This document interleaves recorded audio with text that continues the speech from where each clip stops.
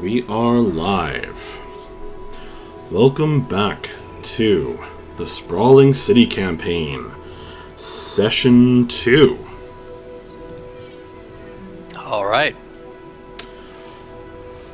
Alright, so I don't know if you guys recall exactly where we left off 2 weeks ago, but it was quite an exciting moment.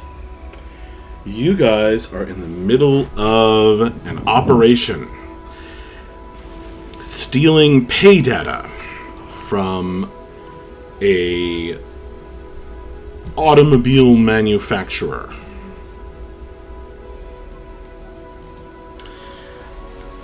Yes. At this moment, Matt's character, who is, the player Matt isn't able to join us this evening, is at the computer inside extracting the data. It's going a little slower than planned due to a disagreement between him and the computer's personality.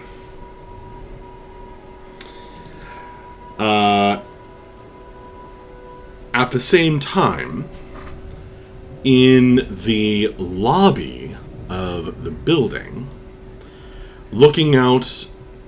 which looks out at the street where this car that you guys, or some of you were looking at, is parked, we have Kate's character, Badge. Badge has just gone through an elaborate ruse in order to get a signal out to Buzz.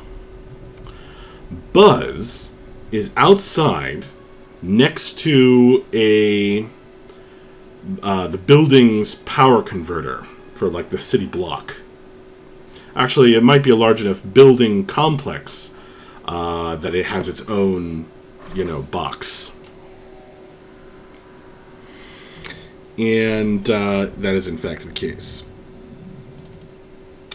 And Buzz, calling upon his powers, has just pulled an electricity elemental out of the ether, out of the box, really, out of the power converting station.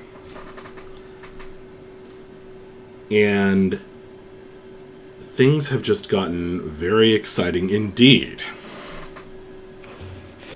yeah, I haven't actually summoned the elemental yet. Right. We decided to hang on before I make that roll. That's right. Question, is my voice breaking up a lot? No, I'm hearing you just fine. Okay.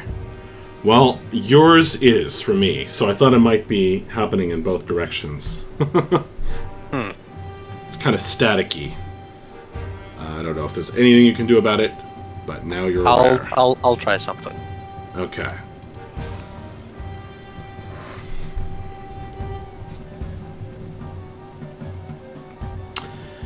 In any case, Badge. Yeah. What did you want to do after dropping the kind of lump of earth into the potted plant that connected it to the element of earth and sent a signal to Buzz? What did you want to do after that? I'm going to head out of the ladies' room. Mm-hmm. And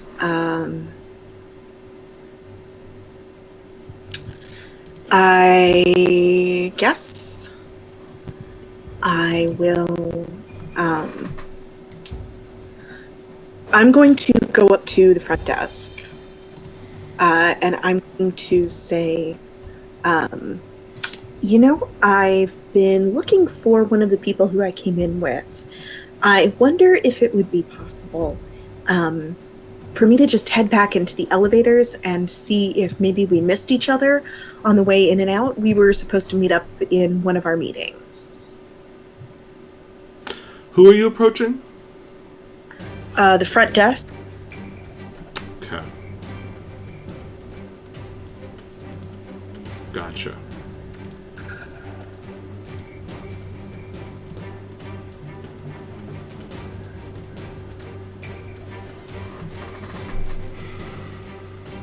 So you're trying. What are you trying? You're trying to. What are you trying to accomplish when you approach them? Well, I mean, so Patch is still in there. He's upstairs working on the. Yeah. Yeah, and he doesn't know that the meeting has ended and that the suits are all, like, actually kind of hostile to me now.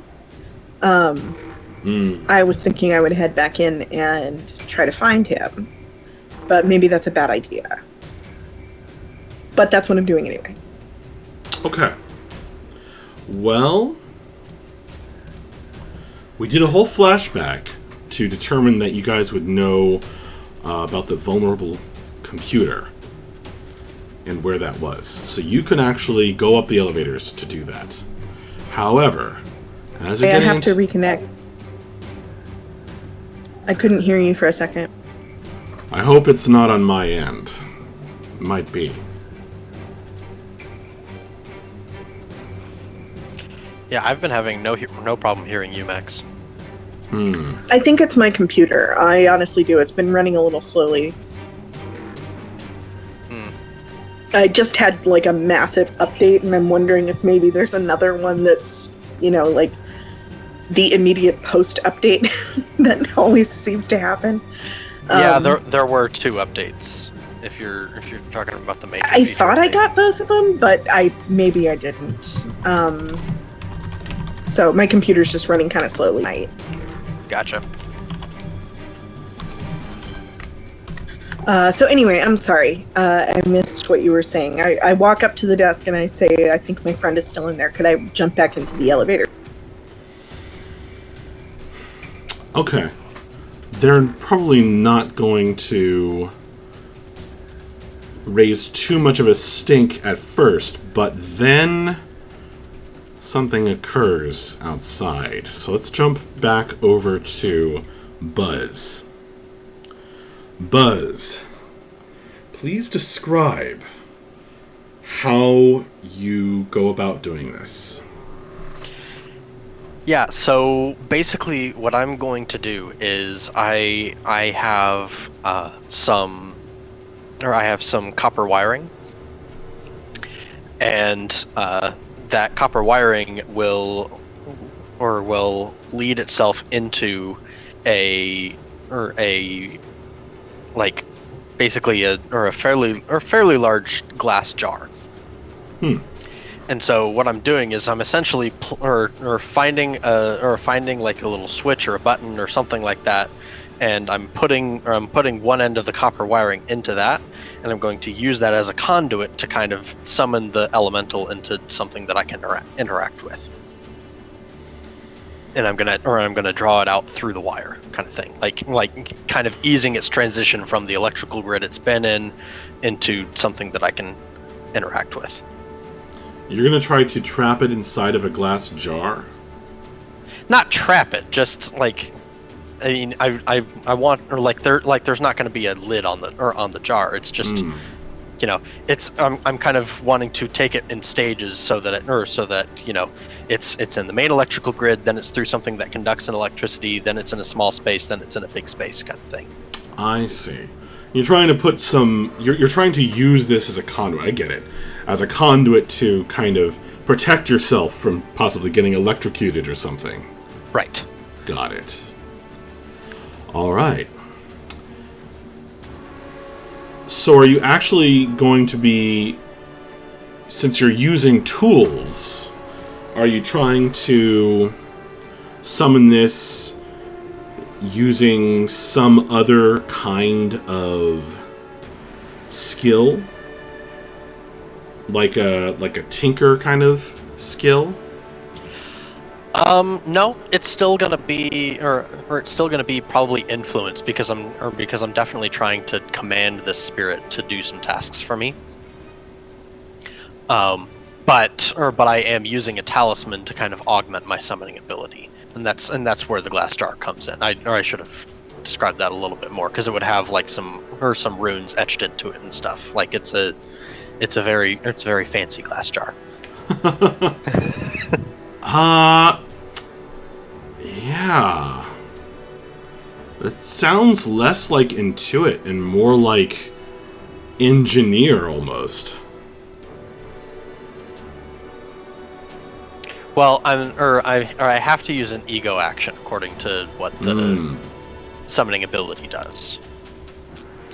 Okay, so you're going to try and use influence to will this entity into being through the copper wire and to kind of bloom out into this rune-etched jar. Yes. So you put forth your will and try and summon the mightiest elemental you possibly can.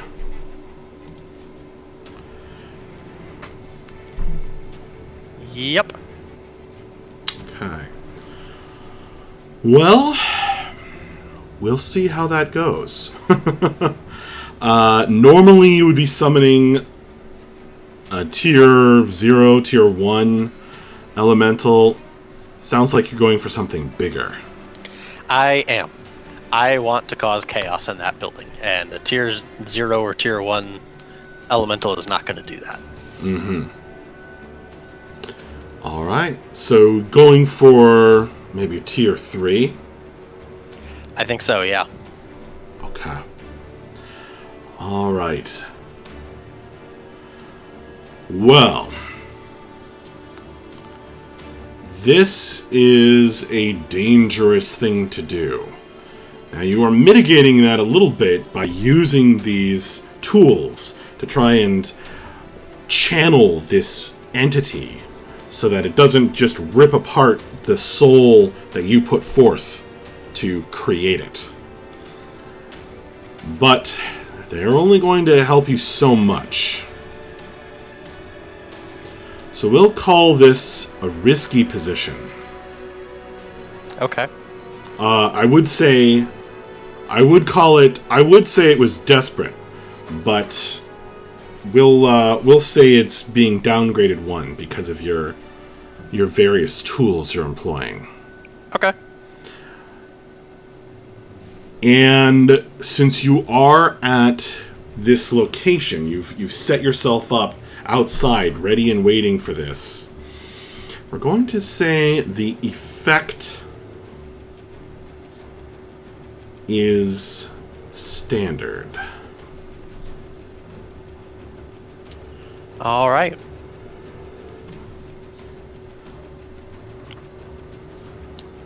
And I am also going to go ahead and push myself to give myself 1 bonus die.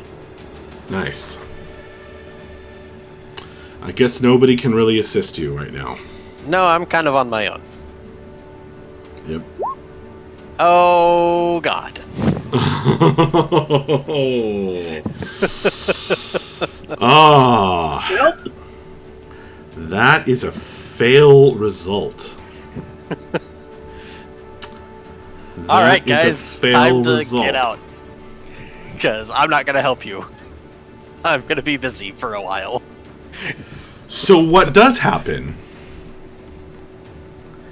is the building's power box explodes in a frenzy of white sparks, sending shards of metal flashing by your face, and this hot kind of fire, essentially, explodes outward, crackling, and 2 eyes appear in the midst of it and then flash away, not quite imbuing this elemental force with intelligence and a spirit, but it is quite destructive. So, unless resisted, you are going to be taking a level 2 harm here. Ooh.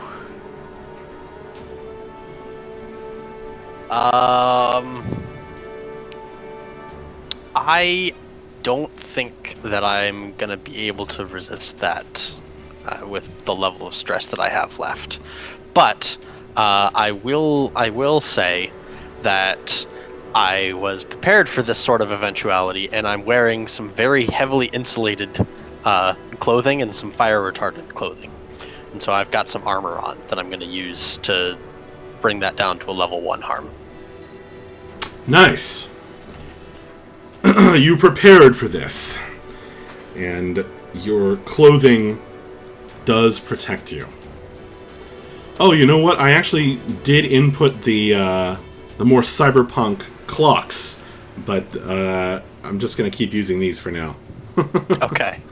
I'll use the more cyberpunk ones from now on. Okay, so what this does do is cause the building's power to shut down. Okay. Well, that's almost what I wanted. There are some shouts from within. And the sound of the explosion is going to make security suspicious, raise the general alarm, and the suits are going to know that something has gone on. Great. So, Badge, you are there when this happens. And the front desk, turns away from you and, tries the phones. Now, there are some emergency power, lights. So you're not in total darkness that come on. And security immediately on the alert. Guys in kind of uniforms and light combat armor pull out weapons and begin covering the entrances and exits. The elevators, which are not working, blink red emergency lights.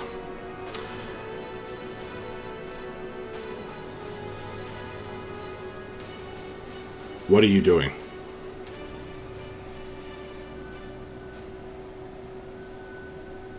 Badge? Did we lose her? Yeah. Oh. Can you hear me? Yeah, I hear you. It's also breaking up. I keep thinking it must be on my end.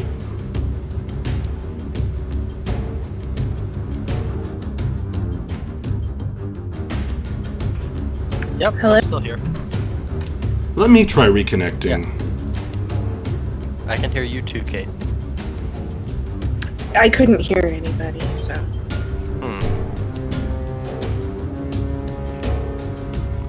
Music's a little too loud.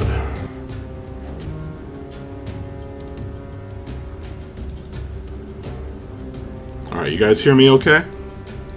Yep. Alright. Well, I don't know what's going on. Alright, so, Badge. Did you hear my description of what happened?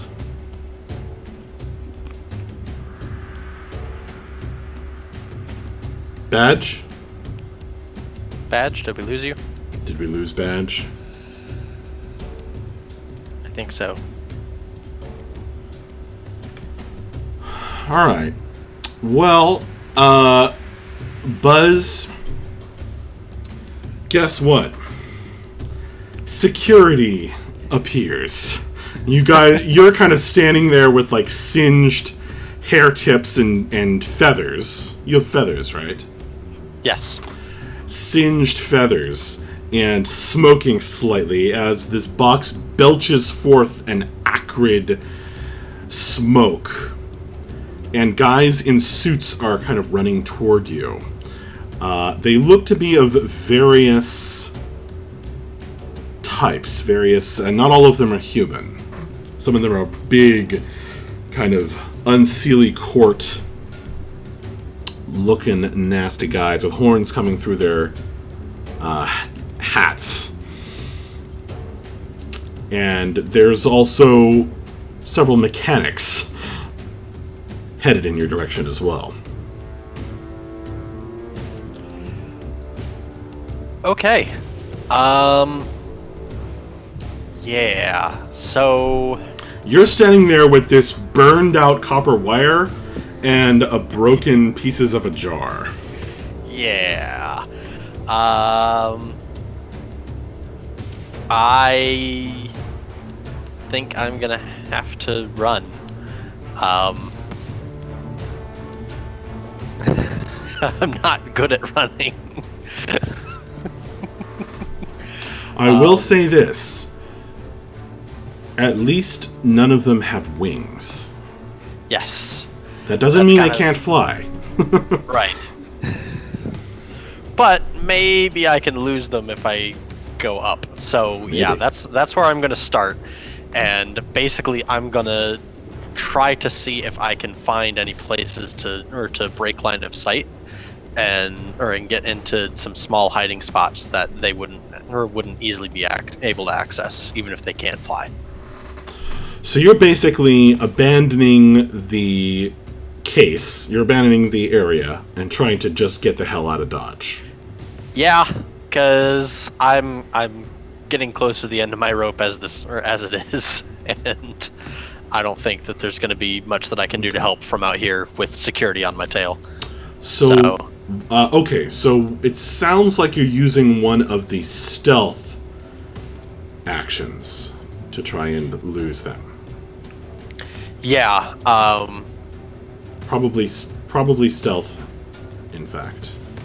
yeah, that's what makes the most sense. I was hoping to be able to use Seek, but no, stealth makes more sense. Seek is kind of what they're using against you. Yeah, I know. So yeah, all right. Stealth it is. Gotcha. This will be a risky position. The effect, however, the effect will be great.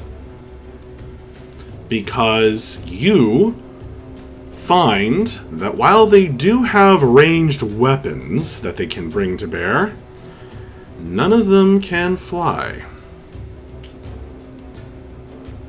All right.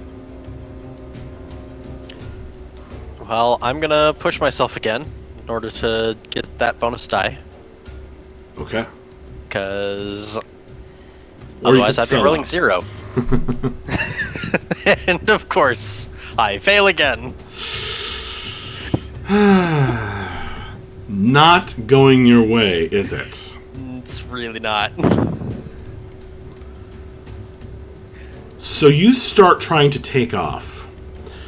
The security, they aren't idiots. They look at the smoke trailing you down at the power box. You look like somebody. You look like a somebody who did this as sabotage. Mm-hmm. They shoot at you. I kind of figured they would. They are going to shoot at you. So, they're basically they start firing,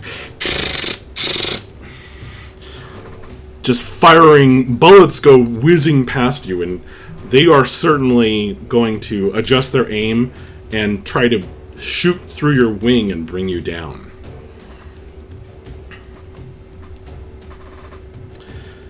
Let's put a pause as you consider your options. Okay. And Badge. Yeah. Welcome back.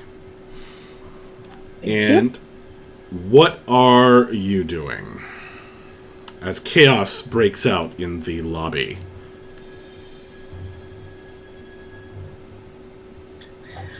Okay. I am going to... Alright, so all of the exits in the lobby are being covered. They're covered, but people are mostly running out of the building. All right, I will try to blend in with the crowd and just run out of the building and act like I'm free. Now, there's only one problem with that plan, and that's the suits have caught on. So it is going to be a roll, because they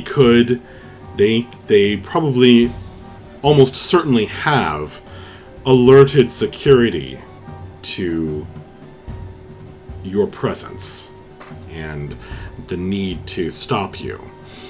So it is going to be a roll to get out of there. So how could you describe how you are blending with the crowd? All right, I'm going to try and find the largest crowd and just like a knot of office workers? Yeah, just like a group that I can kind of like get into the middle of. And I'm going to kind of like start making conversation with somebody like, oh my God, is this the kind of thing that happens here all the time? Like, should I be worried? We were thinking of like signing a contract with you guys and just sort of like try to engage somebody in conversation. Even though there's just like a random person who's not going to know what you're talking about? Yeah, like, I don't need to know what I'm talking about. Just sort of like general panicked, like, hey, this is really crazy, what the hell is going on? Like, do you guys have frequent power outages? Where do you know if there's a place where we're supposed to be going, like, an emergency spot, just, like, trying to grab somebody and, right. engage in conversation so that hopefully it looks like I'm with that person so that it'll make it a little easier for me to get past security. Okay. Sounds like a mingle roll.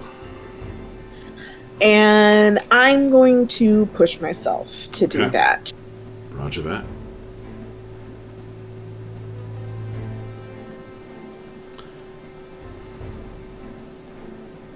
Position and effect.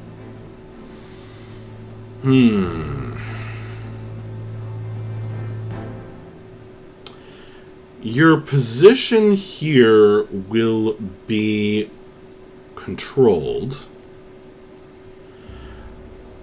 because there's nobody. Well, no, actually, it's going to be risky because the suits have caught on. The suits catch on clock.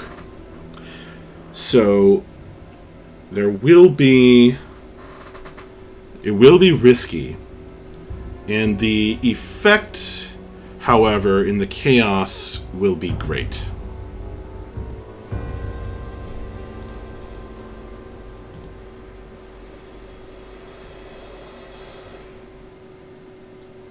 Holy shit. Did you just roll a 1? Oh my god. This is really not our day. No, it's really not. So the rolls up on the board right now are 3, 1, 1, 3, and 1. Yeah.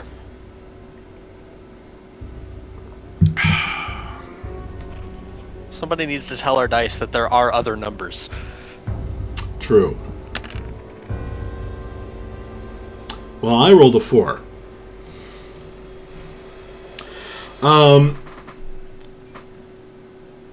So, Badge, here's what happens. You kind of grab onto this person's shoulder and start heading toward the exit, and they're like, the fuck are you? Get the hell off me. And they shrug off your hand. And the security guards look over. Weapons up at their chests. There's gunfire outside. And they look nervous. One of them looks at you and appears to do something with his cybernetic implant. Great. Alright, well, I'm still gonna keep going toward the exit, I guess. Okay. Even though the person threw you off? Yeah, I'll just kind of blend in with another group, but I'll keep my head down this time and just kind of try to look like a normal. Alright, the security guard is looking straight at you. So, Yeah, I know. as you try and mingle with the other people, he's going to move to stop you, putting out a hand. All right, I will go with him peacefully, and I'll say, can I help you with something? I'm just trying to get out of the building to the safety spot. Okay.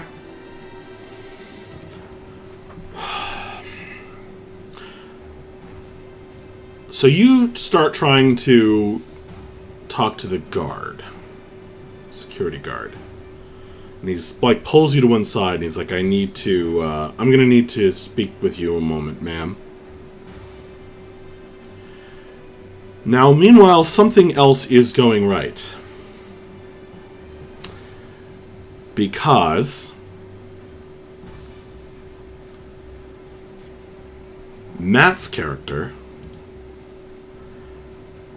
Patch, successfully gets the pay data off the computer.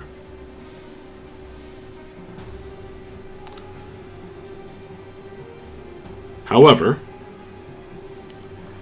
the very tall dryad type executive starts returning at this moment, possibly to lock down her stuff before exiting the building. And so, Patch is forced to open a window and begin extracting himself out that way. Just so happens to be on the same side of the building as Buzz, trying to fly out of range, and the bullets go whizzing by.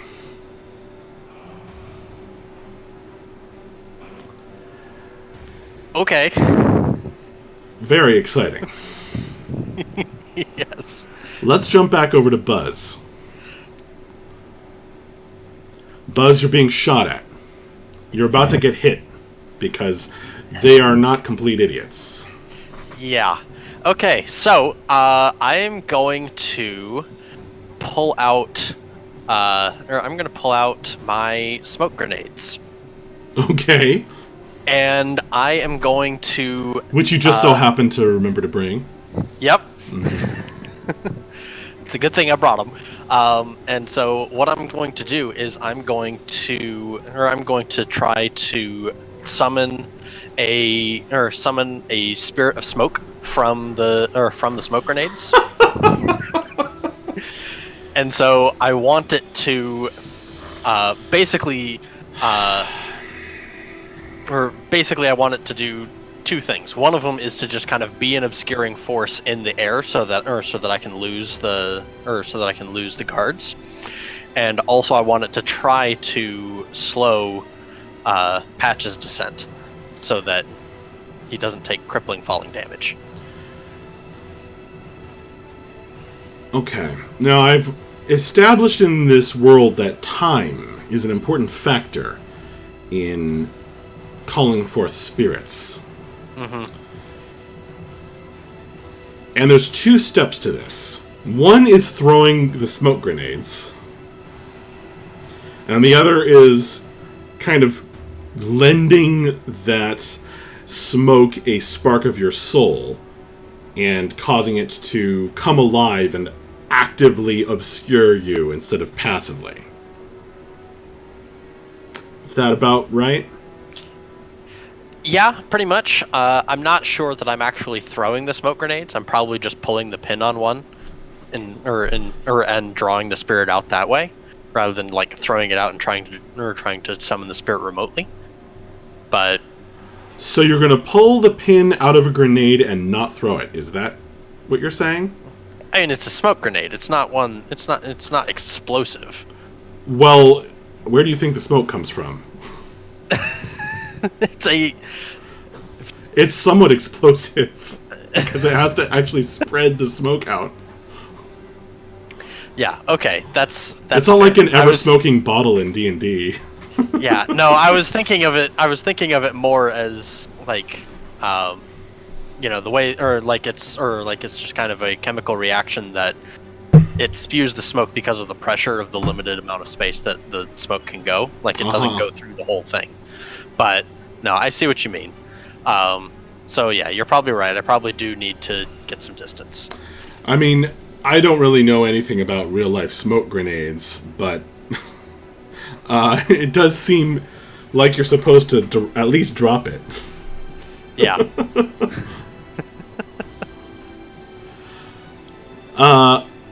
Okay, but I buy this.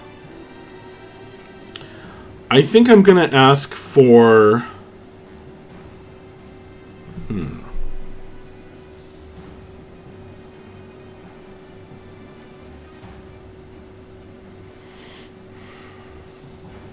This is interesting. Would this be an influence roll? I guess Given how so. quickly I'm trying to do it, I feel like Intuit makes a bit more sense. How is it Intuit? Just because it's not like I don't have time to give specific instructions. I'm just kind of being very vague of like just kind of, obscure and slow kind of thing. And I mean, it doesn't really matter to me whether it's influence or Intuit. Like they're both the same. That was just kind of what made the most sense to me right out the gate. But I feel like it's definitely not mingle or perform, the other two ego options. No. Alright, well I guess it's going to be influence then. Okay. I don't really see how it's Intuit yet. Alright, that's fine. I would see Intuit as more like, this is an area where an elemental might be hanging out, like that air elemental. Okay. And then that air, and then just finding it. That would be more of how I would see Intuit happening. Influence, Gotcha. I think, unless you have a bottled elemental, which it doesn't sound like, you're trying to call something forth. So, I think that's what we're going to go with. Mm-hmm. Alright. Try and mess up their aim as you just disappear in a puff of smoke. That's the goal! Let's see it. So, I'm assuming desperate position? Right. Yeah, this is a desperate action. Things can go very wrong here. Yeah. The effect will be standard. Okay. You're not actually getting a physical barrier, you're just trying to mess up their aims so they don't know which way you've gone. Yeah. Hey, there's a 5. Nice. At long last, something goes mostly right. Okay. So. Bullets are flying, you pop the grenade, and just kind of aim it down at the ground. This smoke swells out, and eyes flicker within it as you will this smoke spirit into being. And it swirls around, staying very thick, this thick cloud that doesn't obscure you, but kind of forms this barrier so that you can no longer see the ground at all. Just the buildings flashing their lights and reflections of passing drones all around you. You do, by the way, hear the whir of security drones arriving, not quite as quick to appear as the human or metahuman security teams. The smoke elemental does work, however,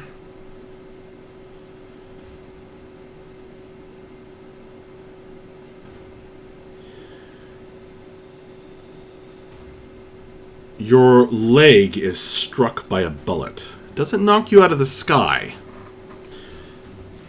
but it does pass right through your leg.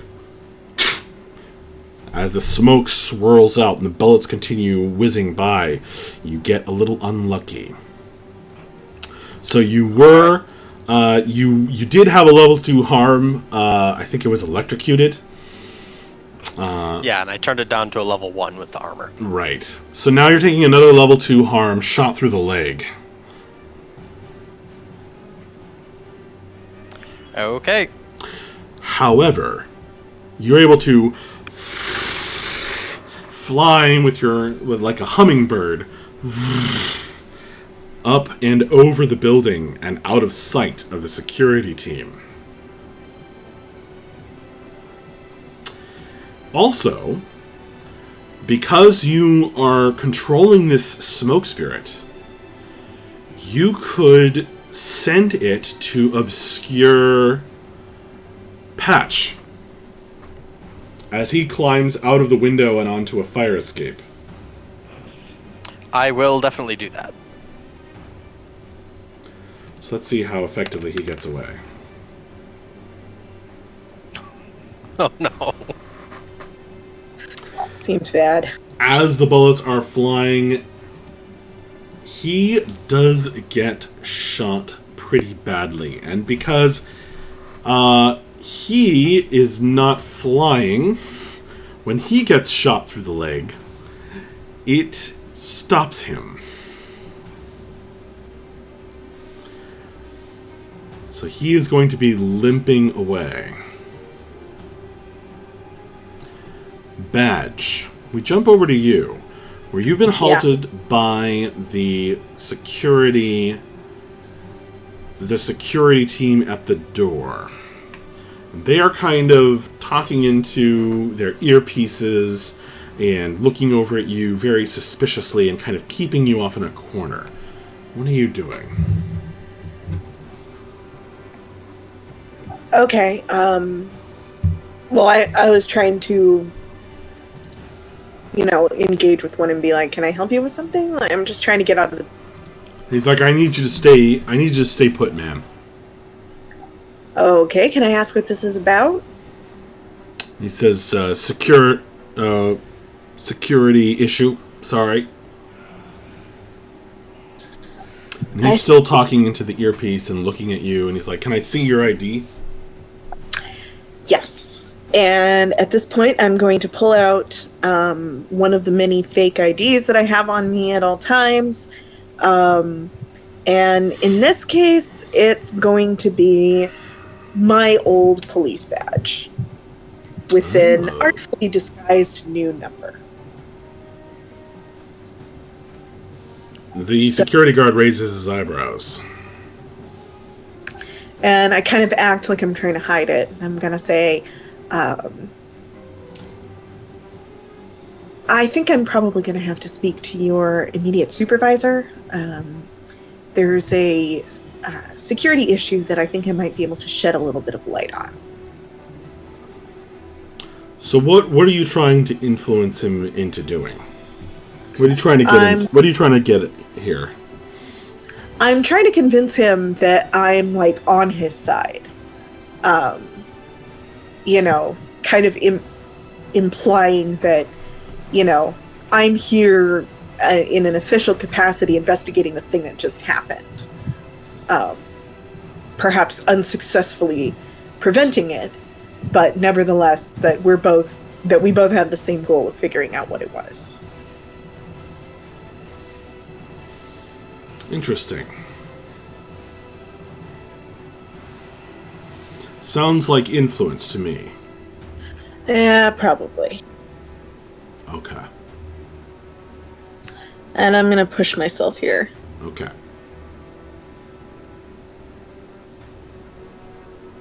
What's my effect and situation in? This is risky. This is a risky thing to do. Because if he sees through your your old badge fakery and doesn't buy it, then this could go very badly. But it might work. The effect will be great, actually. It's clear he does not want to piss off an actual police officer.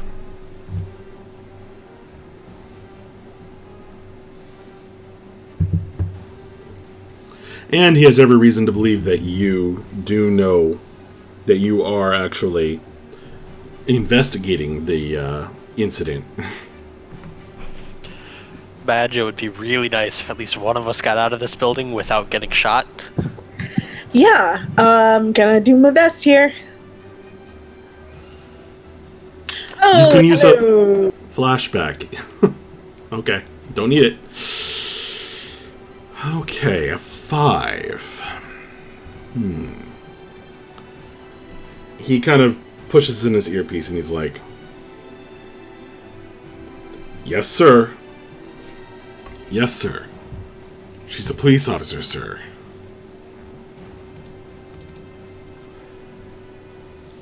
Right. He says, "Sorry for the inconvenience." I understand you're just doing your job.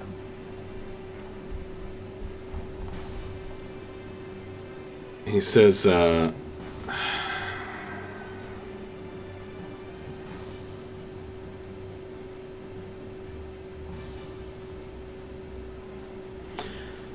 Mr. Carver would like to apologize and would like me to let you know that that he would be willing to cooperate with you in future without needing to waste the time in a fake meeting.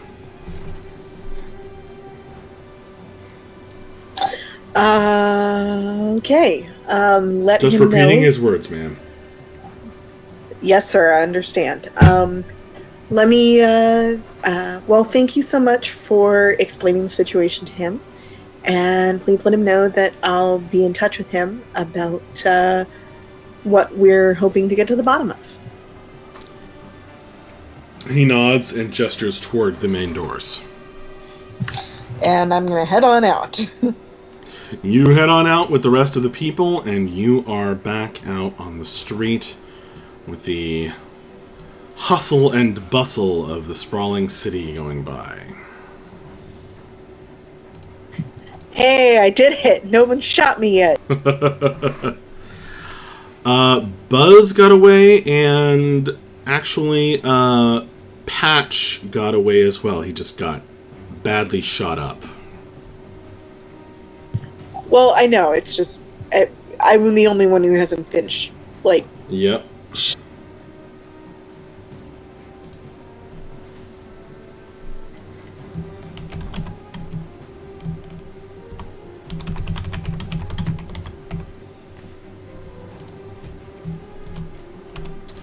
Okay.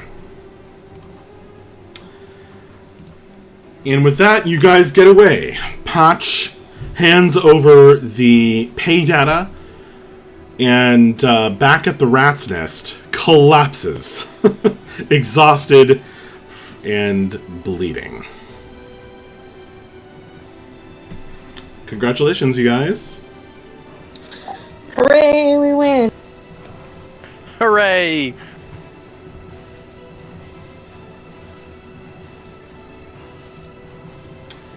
Phew. Now we've got to do it again. Yeah, well, hopefully we won't roll all ones next time. Alright, so now we're going to do our first payoff.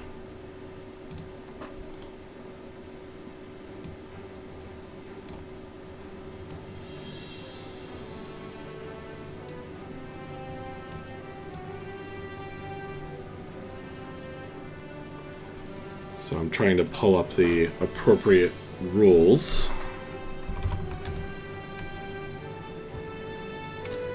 Because we just have to get comfortable.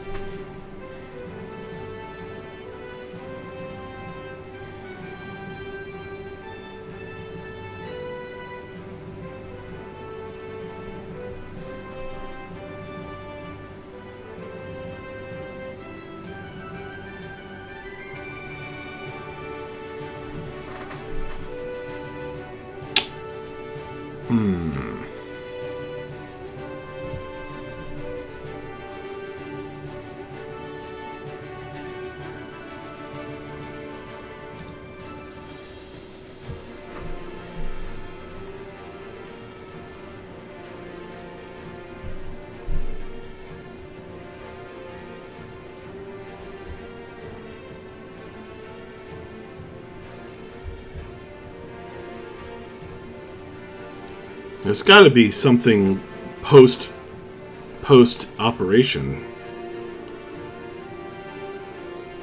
I'm just trying to find it.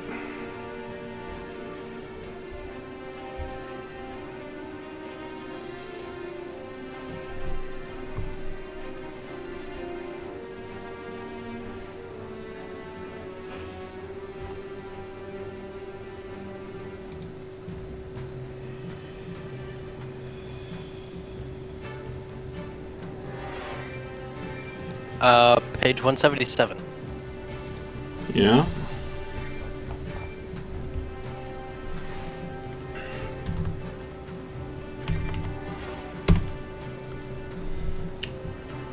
After the team finishes a mission, they take time to recover, regroup, and prepare for the next operation.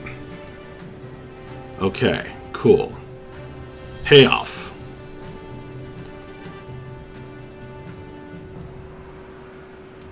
Alright, so you guys are going to get paid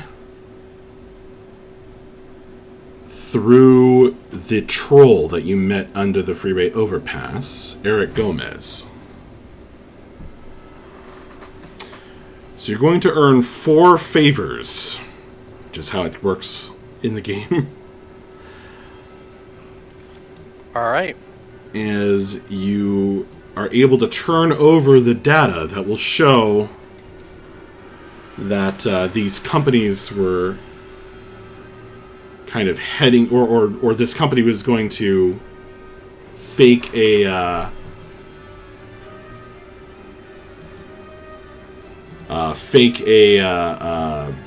incident.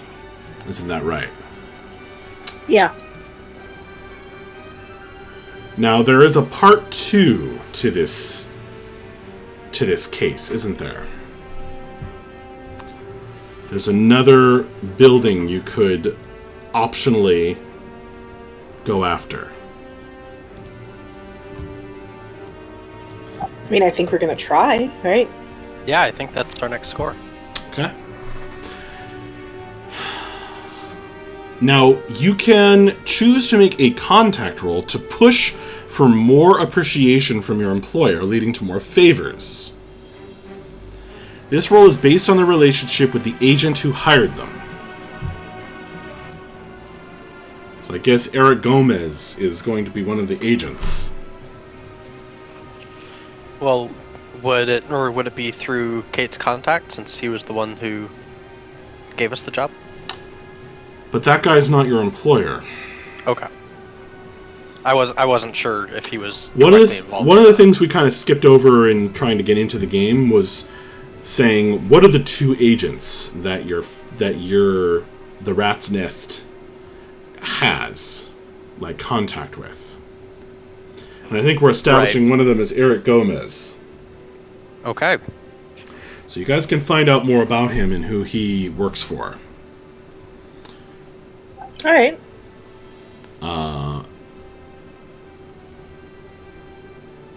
Will not be hard to find out.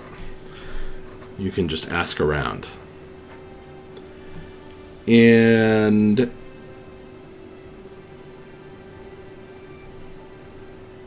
so, okay, do you guys, so you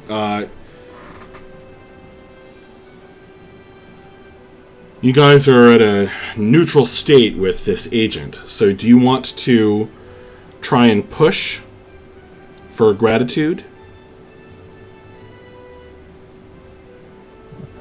I mean, I think that would probably be a benefit, but do we think that we would? Yeah, I think so. So the way that it works is that it's a die roll, and Yeah. so since we're neutral, that's going to be a 0 die roll. Is that? But so we can't push ourselves for effect here, or for So yeah, so the die roll, the way that it works on a 1 to 3, the push for gratitude fails, and so our relationship with Eric worsens by 1. On a 4 or a 5, we get double the favors, and our relationship worsens by 1. On a 6, we get double the favors, and the relationship stays the same. And if we crit, then we get double the favors, and the relationship improves by 1. Got it. Okay. It's actually pretty... Yeah, Pretty so what? so basically, if we're doing it with 0 dice, we're almost guaranteeing that the relationship is going to worsen. But there's a chance that, or about a 25% chance with 0 dice, that we'll get double favors, so we'll get 8 instead of 4.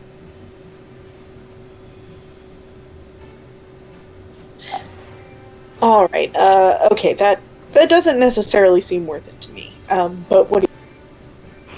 Yeah, I think we should pass on it for right now. Let's focus on building up relationships more than favors at the moment. Yeah, for sure. All right.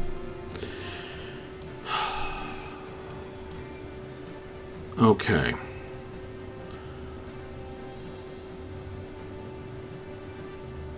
So, And if you since check we can't, Go I was just gonna say, since we can't actually put any favors on the crew, because we don't have the watering hole upgrade, I'm gonna propose that Kate be the one who gets 2 favors because she was the one who got out of there without getting shot, and and Buzz and Patch each get 1. I won't argue too hard. I mean, my reward is not getting shot, but I'm willing to take this too. I mean, you were the one who was the most successful in there, so it makes sense that you would get the extra reward. Sounds good. Okay.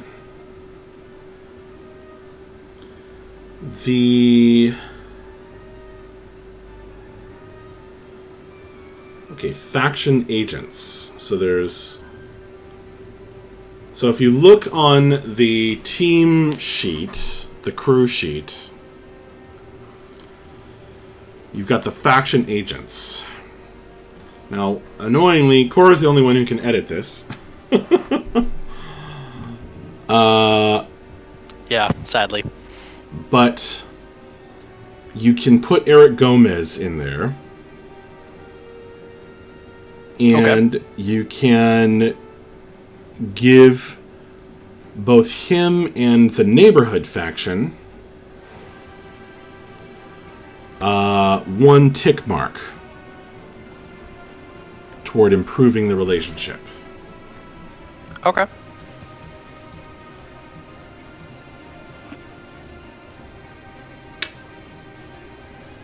Now, in terms, so you don't have any bonds or what's the other bad thing? Grudges? You don't have any bonds or grudges with him. And I guess you don't have any with the neighborhood faction either, just yet.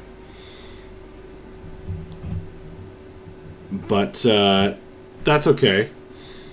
You've still got your friends at the rat's nest.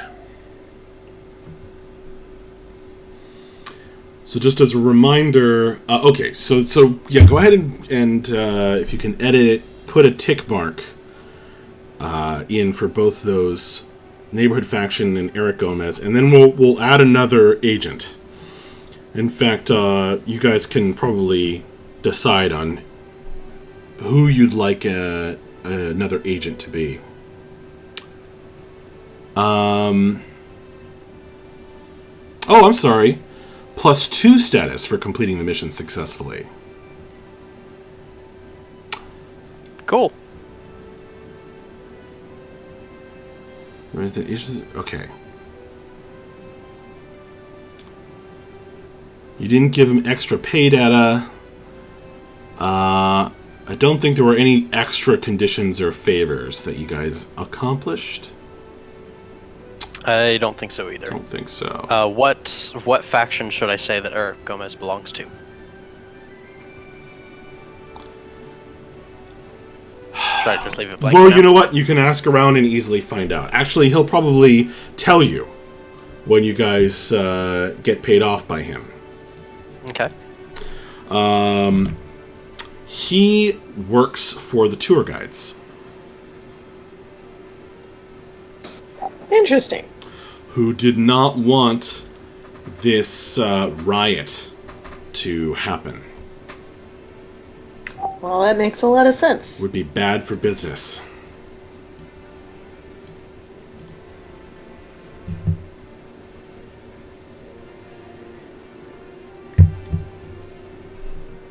Alrighty. Very cool. I don't think you completed the mission in a way that aligned with your team type. That aligned with our team's what? Type. No, I agree with that.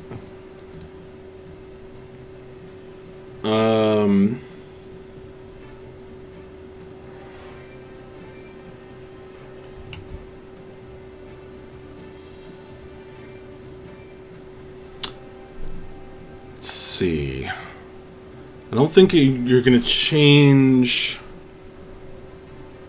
any contact relationships just yet.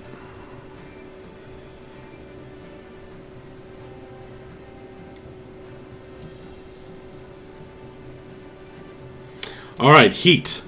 Surveillance in the world is absolute and unblinking. Someone is always watching. Anything the team did was witnessed by someone. Well, that's certainly true. And the very nature of missions pit your team against hostile and powerful factions which can bring heat down on your team. As your team draws more hostile attention, it will increase the severity of entanglements you face, and may even lead to a trash order. That doesn't sound good.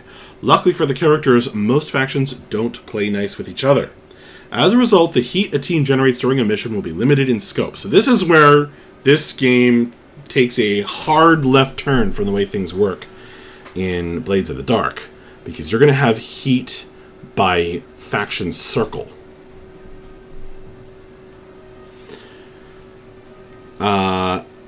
So this was in the corporate circle.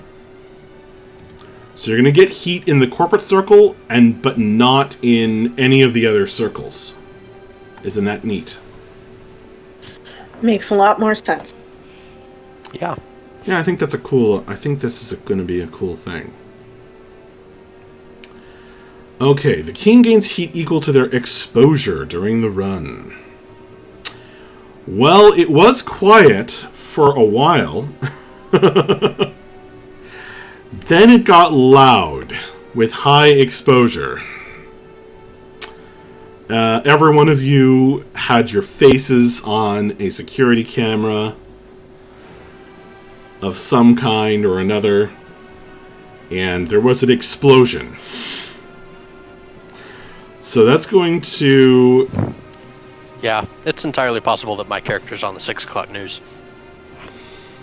Yeah, you were getting shot at and filmed body cam from the body cams of the security guards. So that's going to be loud with high exposure. Plus 4 heat on the corporate track. Okay, you do not... There are other conditions which cause heat. 3 grudges with the agent of the faction you targeted. I wonder if we should add the guy... Actually, this is your choice. Do you guys want to add, as an agent, Carsley... Oh, what was his name?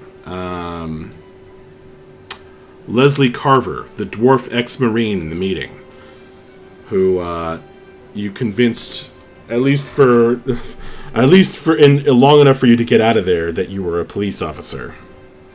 Do you want to add him as a faction agent with a grudge against you? So you're totally your option. What do you think, Corey? I mean, it definitely has the potential to make things more interesting, but I think that's your call. You're the one who interacted with him. Yeah, I'd like to add him as an agent just so that he's on our radar. I mean, I know he's got a grudge, but if he's present, then that means, A, it makes things more interesting, as you say, and B, we have the opportunity to get benefits from him, kind of. You know, like, we had some people who we had grudges with in the previous game, And the grudge isn't necessarily bad. Sometimes it can be manipulated to make somebody still wind up wanting to do things that you want them to do. True. So that all took place at Barton Motors, right? No, that was Automotive Imperial. Oh, yes. Automotive Imperial. Indeed. And Which what you was his found last out. name? It was Leslie Carver. Carver. Yeah. Not a weird spelling. Okay. And so, should I put him down as part of Automotive Imperial, or should I just go ahead and say he's part of Allfather? Yeah. No. Automotive Imperial. Okay. It may be a subsidiary of Allfather Incorporated, but you didn't target Allfather Incorporated directly. Yeah. It's kind of a shell company. Okay. So that's to your benefit. Nobody died. And so that we just automatically we get the grudge, we don't get the status towards it?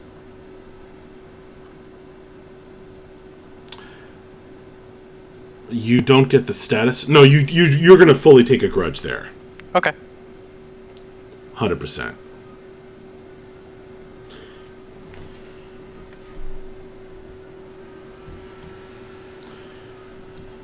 If you did anything that significantly helped or hurt a contact. Gotcha. All right. But he's a contact now. We got to put him in the contact sheet. Mm-hmm.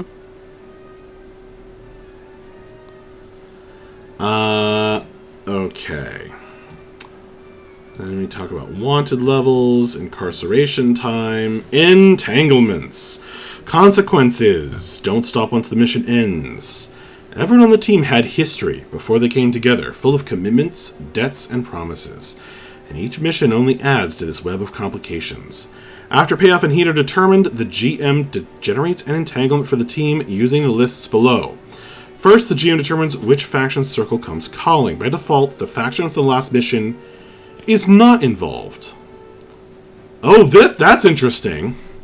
So the entanglement is like your past coming to haunt you.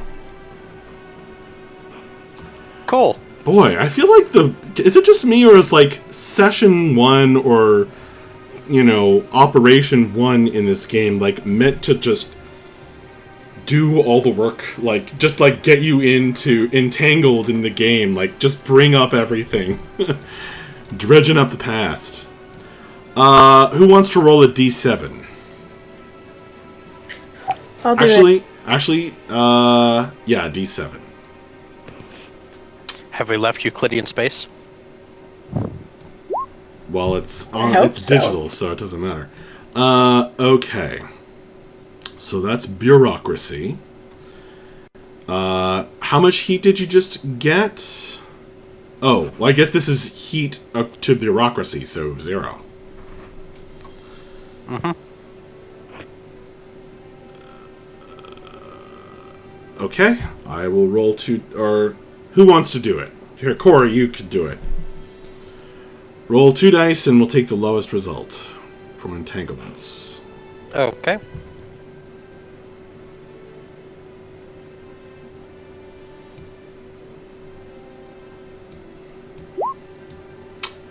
That is a 4.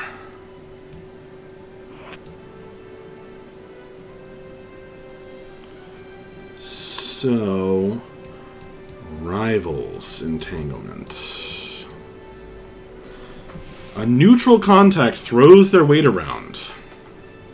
They threaten a friendly contact or an important person from your past. Back off. Forfeit 1 status per relevant slating of the rival with any agent in the same circle. Or stand up to them.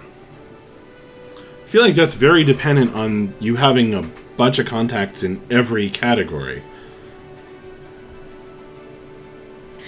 Yeah. Well, contacts and agents are different. Contacts are the ones that we have as players. That's true.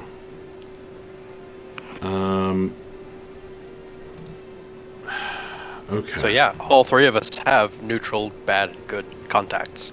That is true. So this is a neutral contact. And I guess I pick whose contact it is.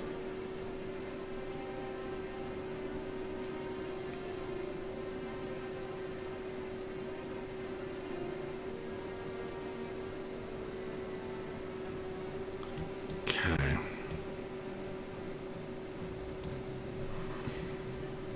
Were we supposed to... Are all the contacts supposed to be in a circle? What's that? In the same circle? No. I didn't say that.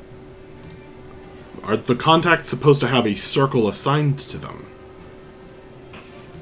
I didn't see anything for that. It wasn't specifically mentioned, but... Yeah, the way this rule is written... That's how it should be. Because the contact threatens a friendly contact or an important person from your past, which has an effect on any agent in the same circle. But you have limited number of agents. You get what I'm saying? Like, there may not even be someone. Interesting.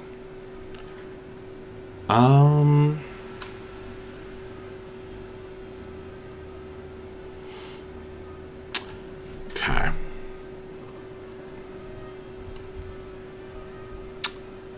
So...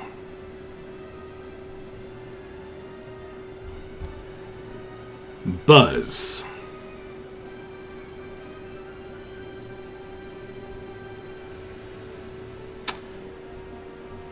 As you guys are recovering from the operation, you get a message popping up in your feed.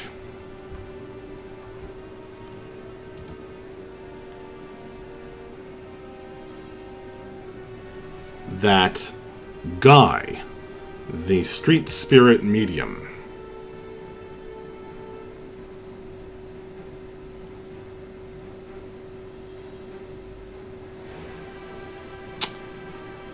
has been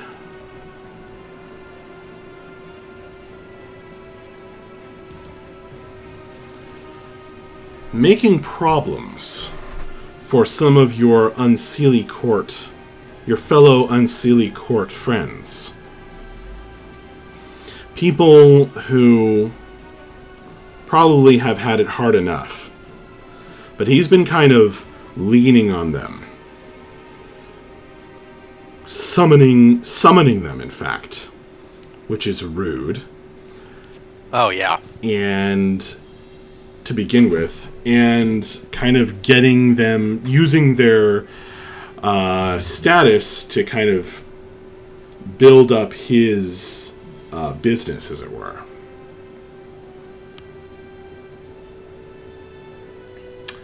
So you're getting messages from some of your friends who you can make up that he has been kind of making problems. Some of these people are like they're like Unseelie Court rights. They're Unseelie rights advocates. Mm-hmm. And he's been kind of summoning them and treating them poorly, and kind of using them to get through loopholes in laws and otherwise kind of help himself to the kind of access that they might have. So the question is, do you want to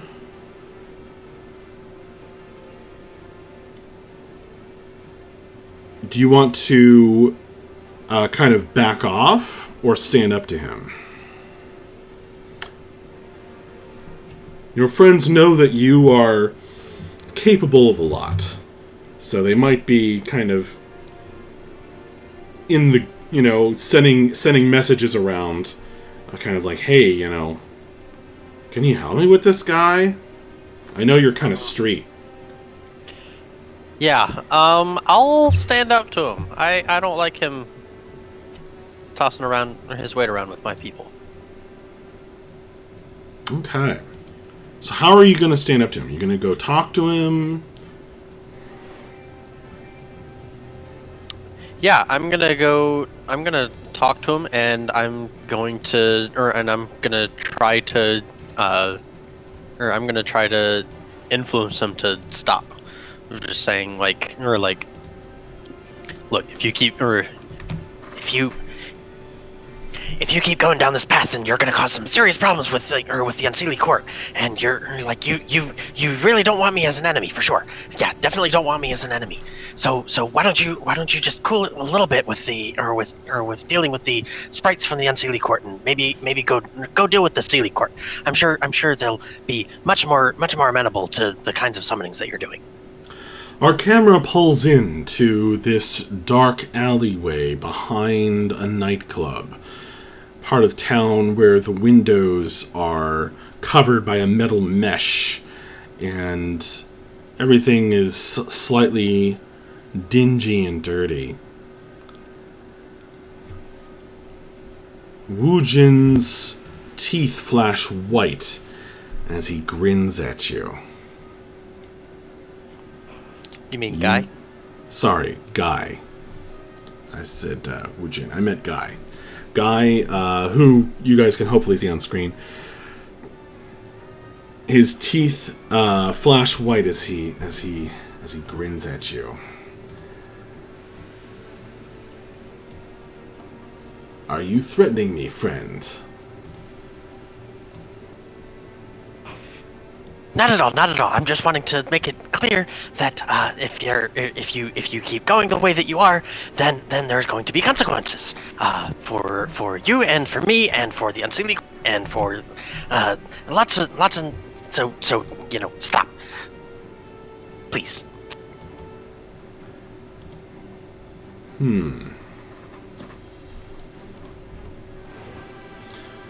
She says, I can deal with the consequences, friend. Are you going to cause those consequences?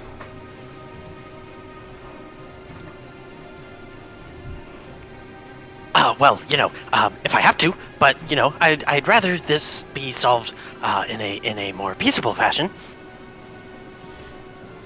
He says, peaceable? Who has said anything about things not being peaceable between us? You and I have worked together before. My business is my business. Why can't your business be your business?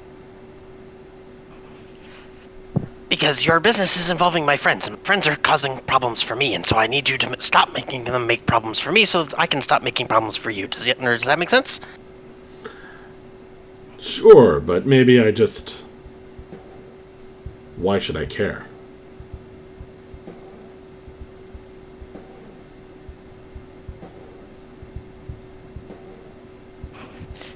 Because if you don't stop making your business my business, then I'm gonna have to make your business my business, and so then I'm gonna have to get in the way of your business so that it doesn't interfere with my business. Sounds like we're getting into an action roll here. I think so. So that's probably an influence roll, I'm guessing. That makes sense. Okay. Go ahead and make an influence roll. This will be controlled. Neither one of you wants to start shit here. At least I don't think you do. Not if I don't have to. I am. He is not making any move toward a spiritual or physical attack. Okay. I think you're doing this sort of more on his home turf anyway. Probably. But you are going to try and intimidate him. So go ahead and make an influence roll. It's going to be controlled. And the effect will be standard. Okay.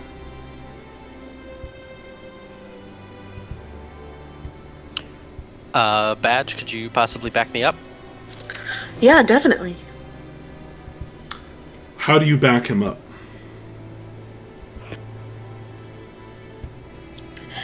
All right.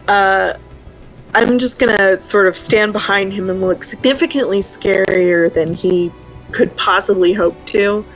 And when he says that last line about wanting to make it not whatever the fuck you just said, not wanting to make his business your business. Anyway, I'm just gonna lean forward and I'm gonna say, yeah, see, the problem that he's not really talking about here is that his business is also our business. And so if you're getting in the way of him, you're getting in the way of us. So don't think about this as pissing off the pixie. Think of it as pissing off the whole crew. He says, I've got no beef with the firm, but I see what you're saying about business. He grins again. So go ahead and make a... So you're going to get +1 die from her. Badge, you're going to take 1 stress. Yeah.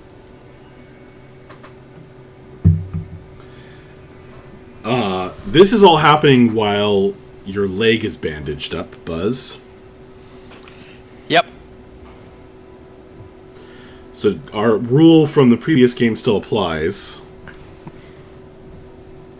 Yeah, I definitely think I'm less intimidating when there's a very clear bandage on my leg. I think so. And my leg is also pretty close to his eye level. So you're going to take -1 die, but you will get a tick on the healing clock. Okay.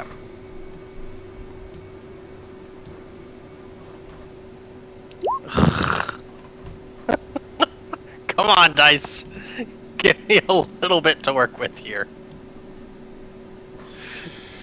Man, that fortune roll was the best roll of your best roll of the night. I know. Practically. Another 3 and 1. He kind of just grins and he says,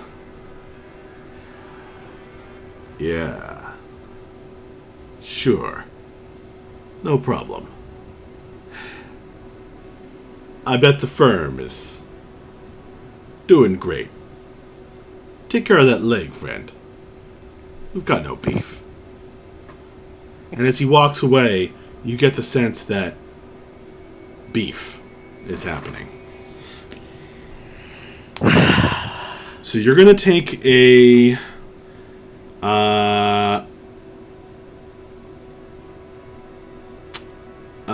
you're going to take a -1 status with him. Which I think means that you get a grudge. Well, not -1, but you're going to end up with a grudge. Okay, yeah, that makes sense. If I'm understanding the rules correctly, which I think I am.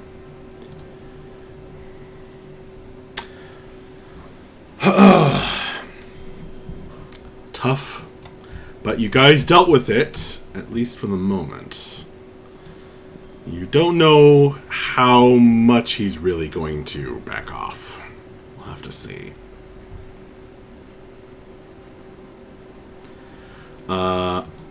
Oh yeah, look, grudge +1. So yes, that is correct.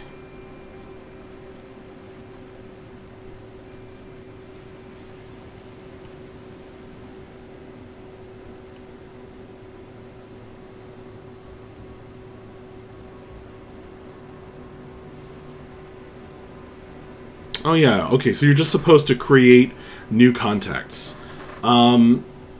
So actually what would have been cool is if we invented a contact for Buzz, a friend of his, to be the person who was being leaned on by Guy the most.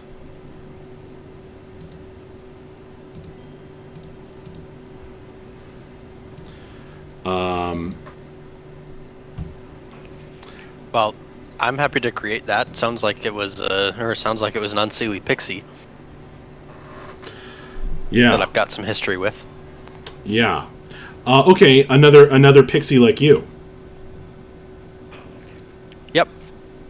Okay, I have some suggestions. So if you want to, if you have an idea in your head that you want to spit out, please go right ahead. Otherwise, I have some things I can throw out, or I can put stuff out there, and you can kind of say no, more like this or like that. Yeah, I mean, I don't have anything specific, but it kind of sounds to me like, this is the kind of guy who, like, he's definitely got his ear to the ground in terms of the Unseelie Court. Okay. You want to be a dude or a woman? Let's make it a woman, just because I've got a lot of dude contacts right now. Sally Lambert. Customs agent. Remember, this was in the bureaucracy circle. Mm-hmm. And that's a positive contact for you. Cool.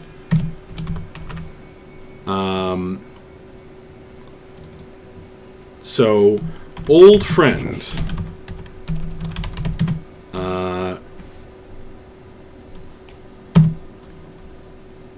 Known through the Unseelie underground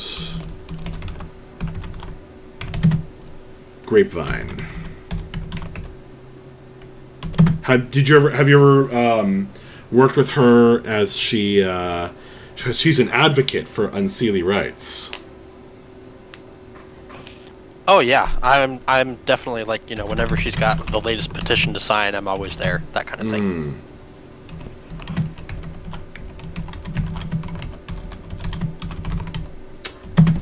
Maybe you guys, maybe she's a childhood friend. Sorry, say that again? Maybe she's a childhood friend. Maybe you've known her for a long time. Okay. That makes sense. Mm-hmm.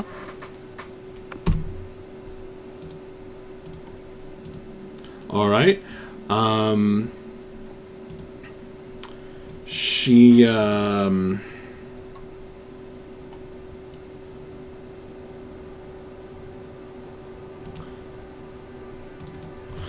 likes to play the lottery.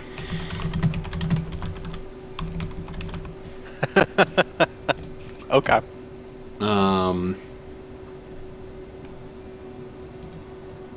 And she hates pixie stereotypes. That you guys are flighty and easily distracted by shiny things, etc.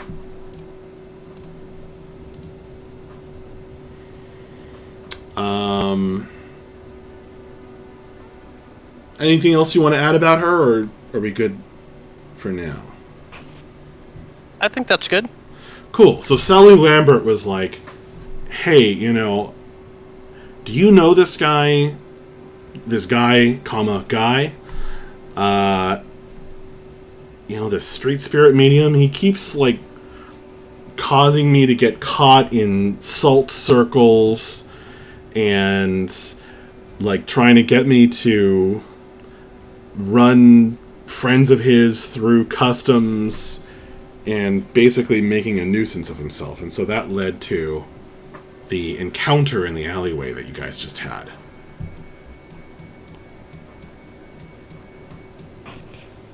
Okay. Cool. All right. So the next thing in downtime is the day job. Your missions as a mercenary build up favors and professional reputation, but they don't pay the bills. You are tools of convenience, after all, not actual employees. You spend the day job time performing the tasks that actually keep you alive. First, the PCs fulfill their faction jobs. If the team has earned a special contract, they pick which ones they want to fulfill this downtime. By default, the team can fulfill one contract per faction circle. The team automatically fulfills the contract without risking any new consequences. Everyone in the team gains the associated benefit for the contracts until the next downtime. So if you don't have a special contract, I guess we don't right now, each PC spends some time working for their neighborhood agent. So again, the way the rules are written, you can clearly see that this went through multiple different drafts, because it has never before mentioned that each PC should have their neighborhood agent, as far as I can recall. I don't think I've ever even heard that phrase before, at least not during character. No, I don't think that's what they mean. I think they mean that there is the neighborhood agent for the neighborhood faction, because agents are done on a crew level, not on a character level. They certainly are now. Well, that's what I'm saying. I think, like, when it says each PC spends some time working for their neighborhood agent, I think that's them poorly trying to say that they're all working for whoever the crew's neighborhood agent is.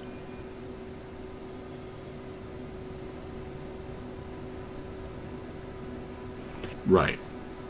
We don't... an agent for the neighborhood, which we haven't really created yet. We have not.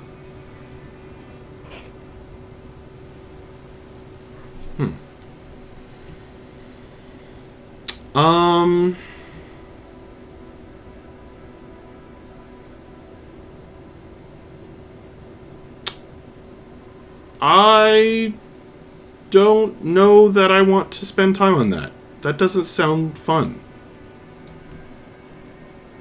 I don't have a fun idea for talking about your miserable day job. Although you guys can certainly think about it and decide on if your character has a day job. But for the moment, I don't have a fun idea for that. So we're going to move on. It doesn't seem like there's any actual story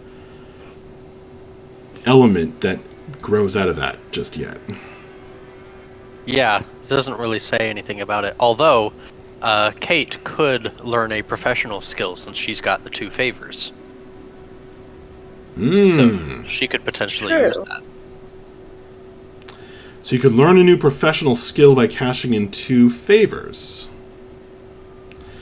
Represents the need to secure illegal and specialized resources as you learn the skill. I mean, I guess like this is supposed to be like the background life that you have outside of doing these jobs. Yeah, this seems like an extra thing that we can do in addition to the downtime activities. Kind of their way of solving the problem that we were having in Blades in the Dark of we're spending all of our time just curing our stress and our wounds. I think you're right. So now we can move on to actual downtime activities. Unless Kate is like, yeah, I want to learn a new professional skill right now. But I'm just looking it up real quick. Yeah, don't... it's on page 186. I'm not gonna... Yeah, I know. I'm looking. I don't think it has to be done in order, so... Alright. Downtime. Spend time at their liberty, attending to personal needs, and working on side projects. Okay, so you're going to get 2 free downtime activities, and you can cash in a favor to get an extra downtime activity.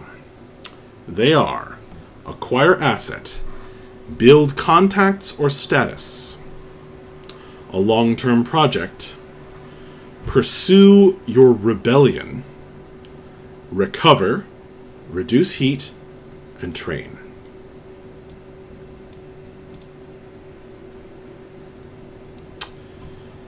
You can do the same activity more than once.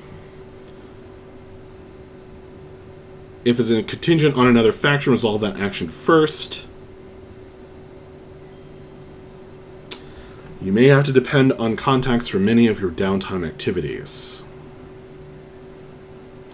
So you can do normal actions, go places, do things, make action rolls, gather information, talk with other characters.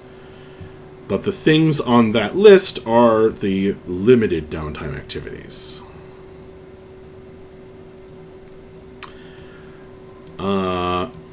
Right. In addition, we are implementing our own payoff reward, which will occur during this time. So after you guys complete an operation, you can make up one new thing about the rat's nest that you want. So you can make up a junior investigator that's kind of an associate of the firm. You can make up like some kind of physical feature if it's not, something that is major, like some feature of daily life in the rat's nest. I have this computer, or I have, have this supply of drinks. I have a hidden stash of alcohol, what have you. So every time you guys complete an operation, as you just did, you get to make up one thing. And it's optional. Or one person that you would like to have access to. And these people, they can do stuff for you. You can call on a junior investigator to, do something, like go spy on somebody, or, do something around the rat's nest, or, go find out a piece of information, etc. Sound good? Yeah, for sure. Totally. Okay, well, while you guys think on that, you're gonna have the opportunity to do whatever you want. You get 2 free downtime actions. We're all very familiar with how that works, I think. And then we are going to see about, we're going to figure those things out as you guys use your downtime activities. But before we get into that, let's take a short break. So we will take 5 minutes and come back shortly and continue the game. Sound good? Sounds good. All right, guys. Back in a couple minutes.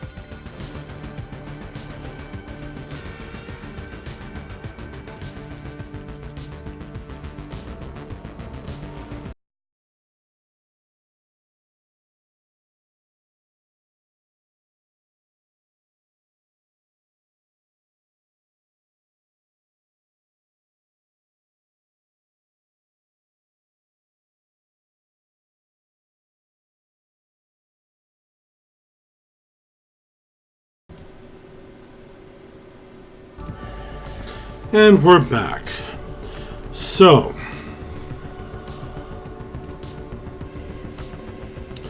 you guys are going about your daily lives. You managed this job. You uncovered some pay data.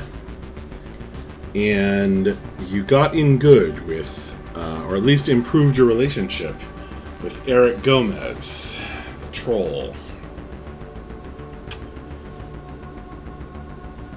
What do you want to do?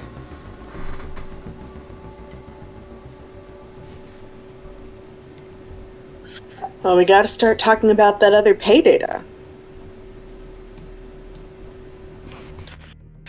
Yeah, but first I need to do something about being shot. Well, fine.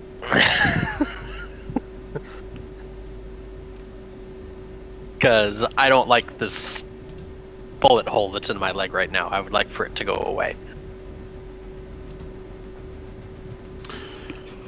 You could go to... There's Sawbones in the rat's nest. They'll probably be adequate. Of course, you could instead go to, like, an actual hospital. But that comes with interesting potential consequences as well. I don't think I'm prepared to tell the hospital how I got the bullet hole. Well, you would probably have to pull in a favor. Yeah. To go to a hospital. Yeah. Whereas the Sawbones, which you could invent at the Rat's Nest, is not going to be as well equipped or trained. Yeah, I will. I'll go ahead and let's make that Sawbones. All right. Yeah, so I imagine that he is someone, I imagine he's probably just a normal human. Okay. But he does, but, you know, with or without any connections or influence or anything like that, he's only got access to very basic medical training. Yeah. Ryan Graves is a stock market analyst, supposedly. But really, he's the Rat's Nest Sawbones, having been an Eagle Scout. He knows first aid. That leaves him well equipped to deal with electrocution and bullet wounds. Exactly. What on earth an Eagle Scout is doing hanging out with us, I don't know.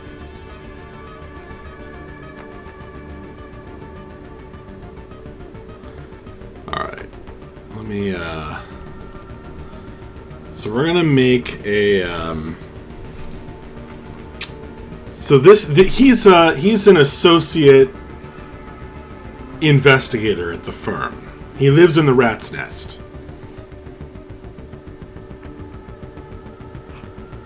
Okay. That's who this is.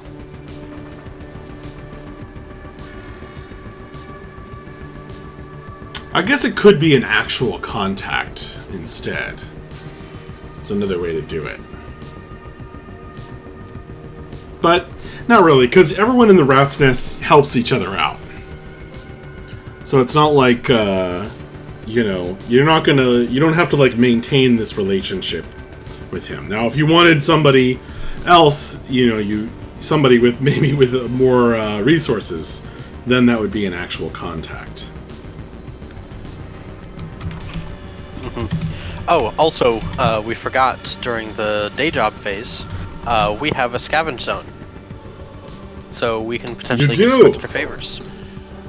Do you just get to roll for that? Yep. Right now? We roll. Right now it's one die. because we got resources at level 1. All right. Well, you remembered it, so why don't you roll it? Awesome. Okay.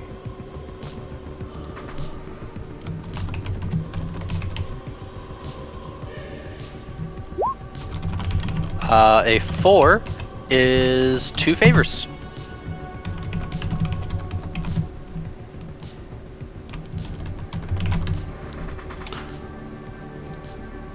Two favors.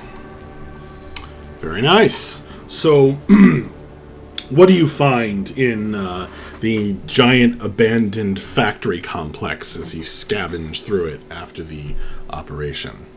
Just living your life, doing this, you eventually get lucky.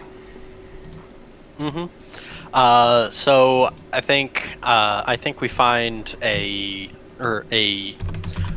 functioning power cell for the factory's supercomputer. Ooh. A computer power cell. Nice. So you pass that along to the appropriate people and get 2 favors thereby. I don't know how you can split that between the 3 of you. But maybe it'll just go into the communal pool. Well, there is no communal favors. I know. But there is now! Well, with that being there, I would actually like to spend 2 favors in order to get access to one of my professional skills. Sure.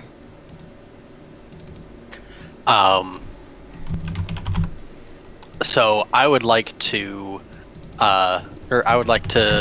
get access to the professional skill design formula. Oh. Yeah. So this is a crafting skill. Formulas allow you to store a spell inside an item. The spell will remain stored until you activate it later. Formulas allow you to mitigate the danger of magic by preparing ahead of time and craft spells outside of your normal abilities. Very cool.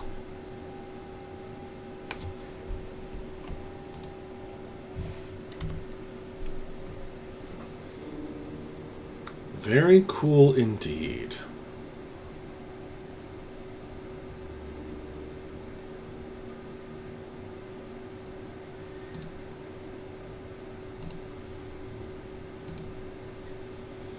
So do you just get that, or do we have to do a roll? It looks like I just get that.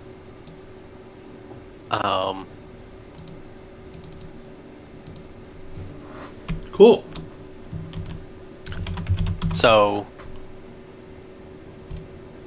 it's a crafting thing. So it's a new downtime action that it adds. Ah. Looks like.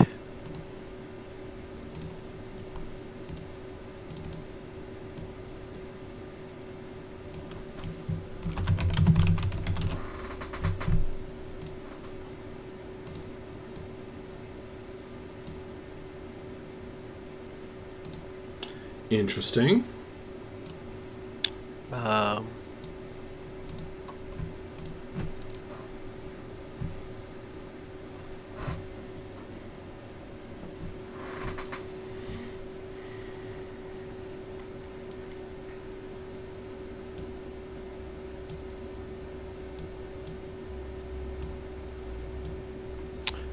Okay. Spell formula. All right. Okay, this is more complicated than I thought. So, do we do the question and answer thing? Yeah. First, define the spell's goal.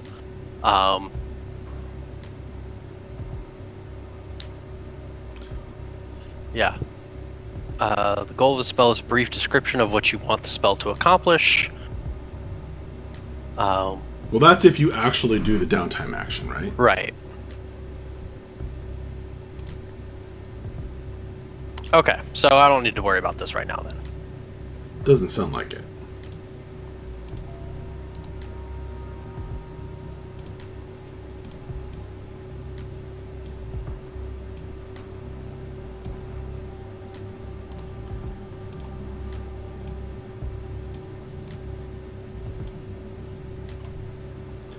Okay. So yeah, back to the downtime action I'm trying to get. You said his name was Ryan, the Sawbones. Ryan Graves. Ryan Graves, yes. So I want Ryan Graves to take my 1 foot out of the grave. Exactly. Okay. Well, I'm gonna make a roll. He only gets 1 dice. Okay. So Ryan tries, make sure that he cleans the wound and changes the bandages, and it's like, he's kind of got bandages all over his own body from cuts as he's been trying to maneuver around the rat's nest over too eagerly, and he's got like a sweatband because he's always trying to think about the stock market, even though he doesn't really understand it. And he just keeps like spouting obscure trivia. He's like spouting the scores of the local slaughter ball teams from 10 years ago. And you're like, great, awesome.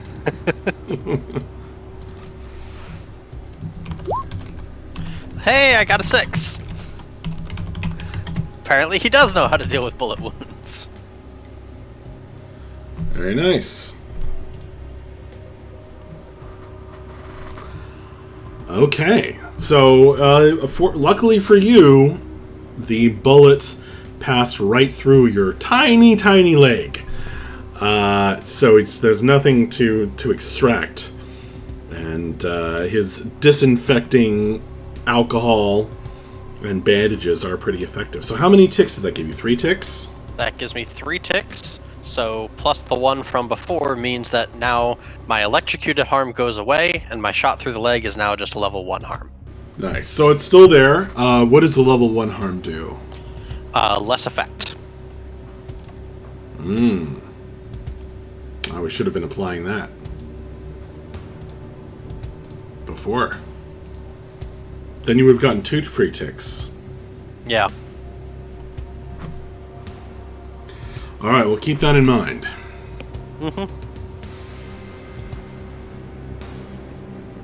Okay, well, Kate, what do you want to do for your first downtime action? I definitely have to do my rebellion. I'm very stressed out. Okay.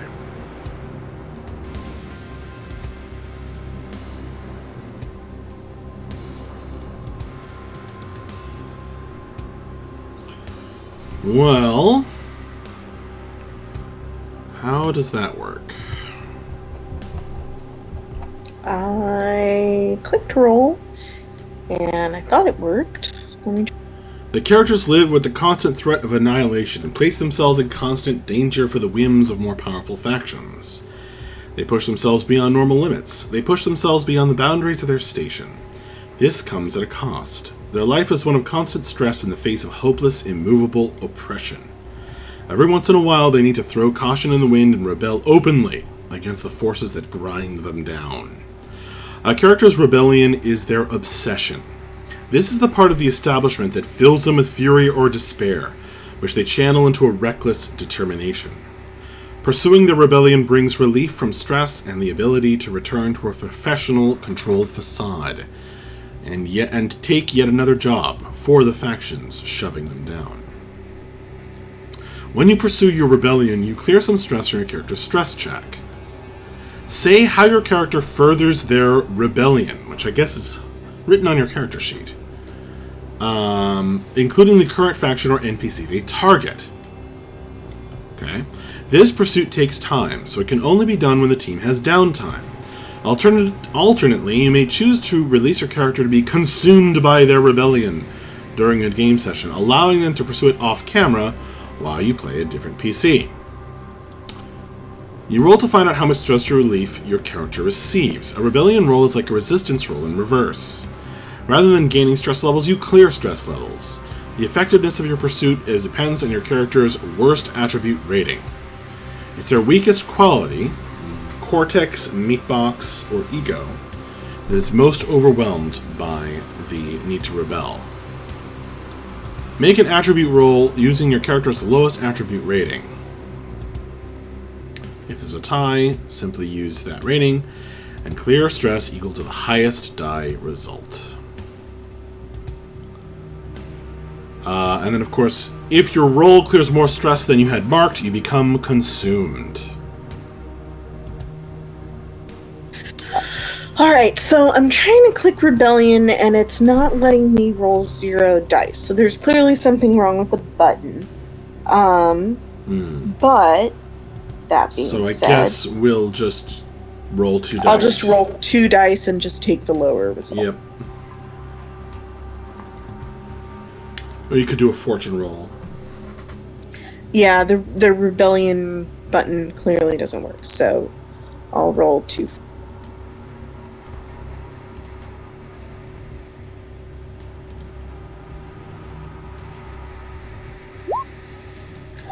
Alright, I clear 3 stress. Not too bad. I wonder if there's a setting I can play with. But anyway, alright, yeah, so my thing is injustice, escaping rightful consequences. Nice. So I guess I hang out at whatever the drinking hole is in our little neighborhood, and I help people, solving their little problems. Figure out who's pissing off who, local bullies that maybe need the fear of God put into them, and just generally go around trying to right the wrongs that can't be righted any other way. Badge stalks the streets of the neighborhood, finding bullies and giving them a stern talking to and a beatdown whenever appropriate.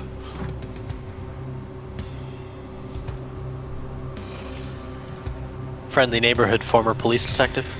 Sounds like. Exactly.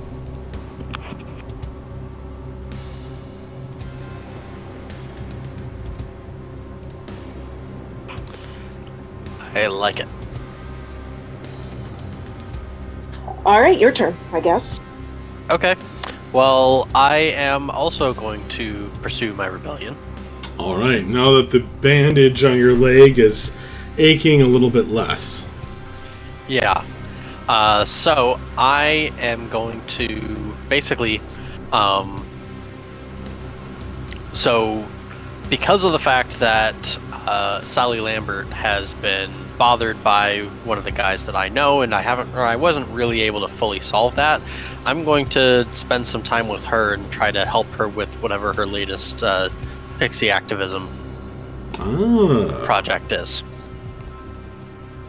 What is your, that's interesting. What is your, rebellion again? My rebellion is exploitation. So you're gonna help her prevent the exploitation of other pixies. Mm-hmm. Exactly. Very cool.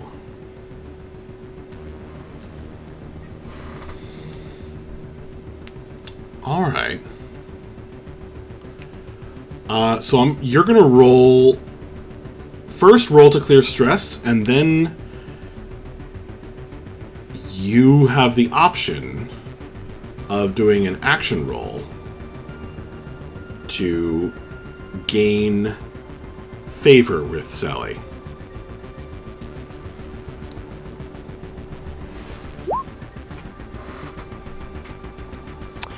Alright, so I clear 3 stress. Very nice. Now, do you want to you can just help her, like, filing papers, like helping her as a customs agent with special cases, just kind of keeping track of, office management type stuff. Or you can get out on the streets and actually, do something a little bit meatier, which would certainly raise her estimate of you. So do you want to try and do that? Yeah, I think I do. Okay, that's going to come with some associated risk. Okay. Because that's calling attention to yourself. Mm-hmm. So,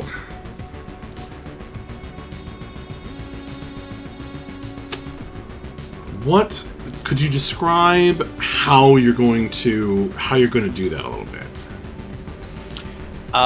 Yeah, so I imagine that, like, she's got these kinds of, probably flyers and stuff to try to get the common people to realize just how badly downtrodden the pixies are, by other members of the Unseelie Court and stuff. And so definitely would be passing those kinds of things out, and trying to just kind of raise awareness for the issue, and at the same time probably trying to avoid the notice of any higher ups in the Unseelie Court.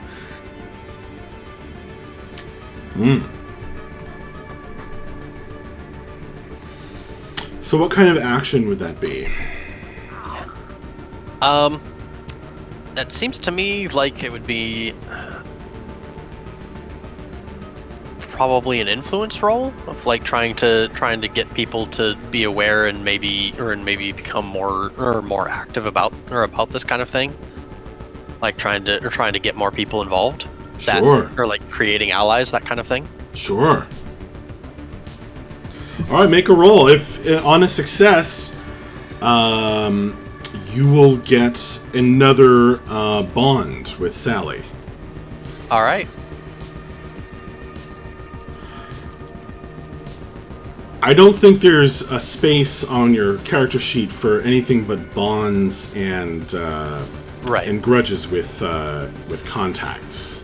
It's only agents that have the intermediary ticks. Mm-hmm.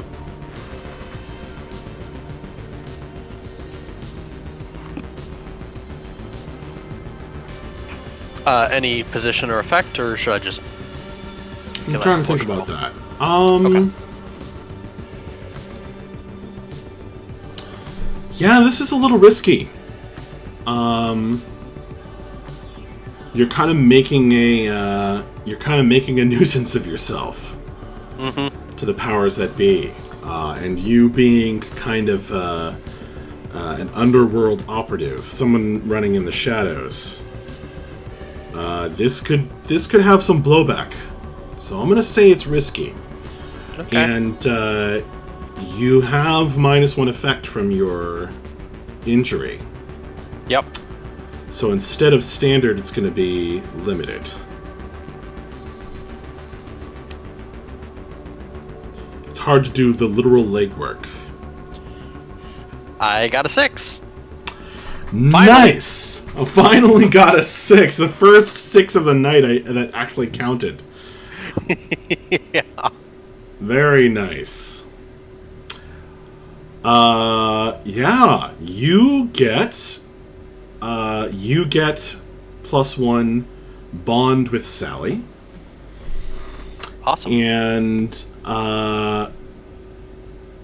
she's very impressed by you, kind of despite the obvious pain that you're in, kind of going door to door and helping her talk to other pixies and whatnot, and just kind of being there as an extra person to help out, and not expecting anything in return. And even though you're not able to, be super effective at it, she definitely appreciates the amount of effort you put in, and so you gain a bond with her. Awesome. Very nice.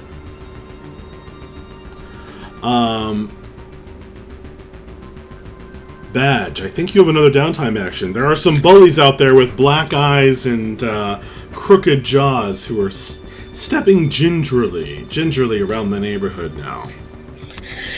Yep, I'm going to train, I think. Okay. I think that costs favors. Does it? I believe so. Let me pull up my thing.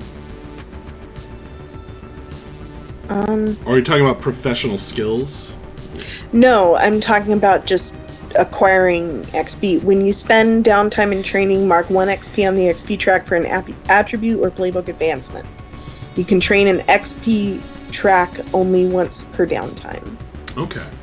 Well, you can make up a trainer who helps you train, or you could make up a local bully who you just put the beat down on. Yeah,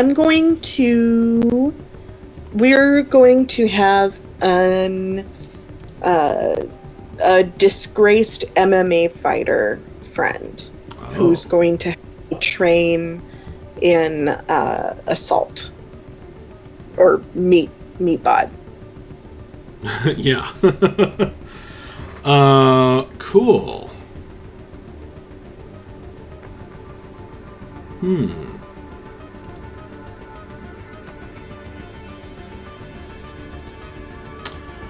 So, what's Jane Smithson's? Well, do you want it to be a contact or a rat's nest associate investigator? I think it'll be a rat's nest associate. Okay. So, Jane Smithson. Alright. Disgraced fighter.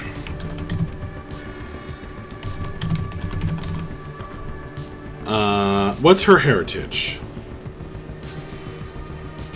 Oh, she's definitely going to be some kind of a troll or orc or something. I think we could have another troll in this game. Alrighty.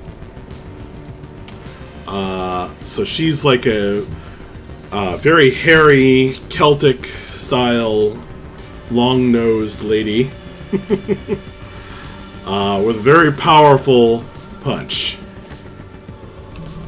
So an unseelie troll. Any strong likes or dislikes that you know about?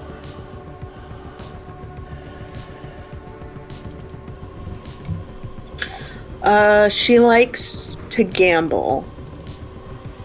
And the way she got disgraced was by basically betting on her own matches. Oh, so she likes gambling on fights. Yeah. I like that. Any strong dislikes?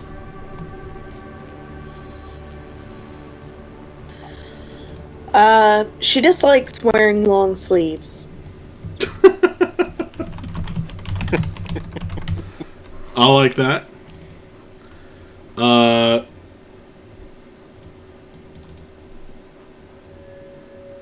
So she's a meatbod trainer. And her history is that she was a disgraced MMA fighter.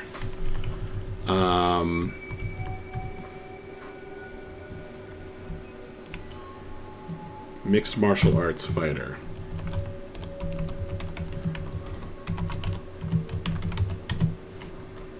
How was she disgraced? She was betting on her own matches, and so she would either throw matches or try to bully people into throwing matches ahead of time.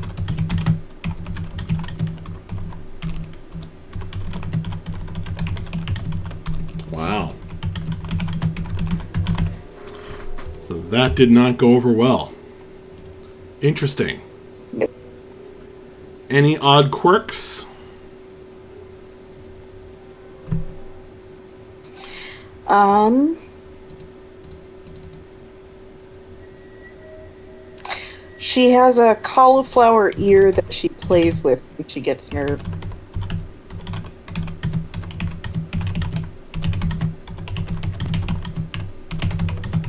Cool. All right. So you train with Jane Smithson. The hefty troll woman helps you out at the rat's nest in a space that's kind of carved out for this purpose. An old shipping container that is suspended on the cords, and as you guys kind of slam your fists into the the punching dummies and other training equipment, it starts to rock back and forth, and that only adds to the challenge.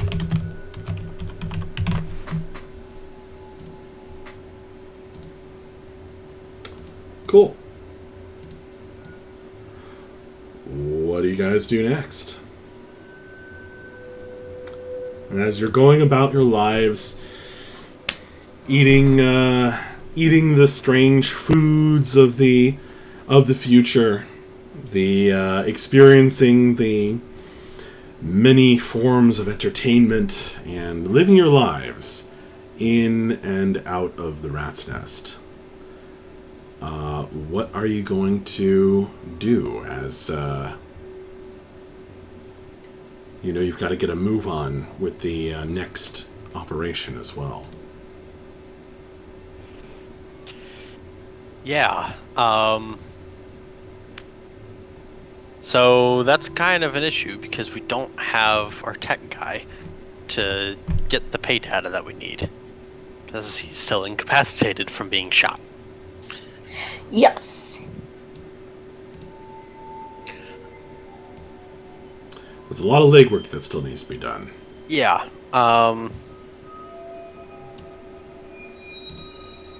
Do you have any ideas for getting more information about? Let's see. The name of the place was Barton Motors. Well, yeah. I mean, I'm thinking about it, and I think that we need to do a better job of finding a place that's we didn't have a great exit strategy last time. We might want to take some time doing some extra surveillance to figure out, and I mean, like, not just surveillance of the outside of the building, but maybe pay a visit, see if maybe they have like a building tour or something, where we're totally incognito, excuse me, just members of the public. Mm-hmm. And see if maybe we could get some further information on just like what the inside of the building looks like, whether they have very heavy security, a little bit of the layout, those kinds of things, in advance. Does that make sense? Yeah, it does. So that does make sense. I feel like I'm going to have a hard time blending in as a member of the general public. But, I mean, I could see about, like, trying to disguise my wings or something like that so that I look like a different kind of pixie. You could do that for sure. Yeah.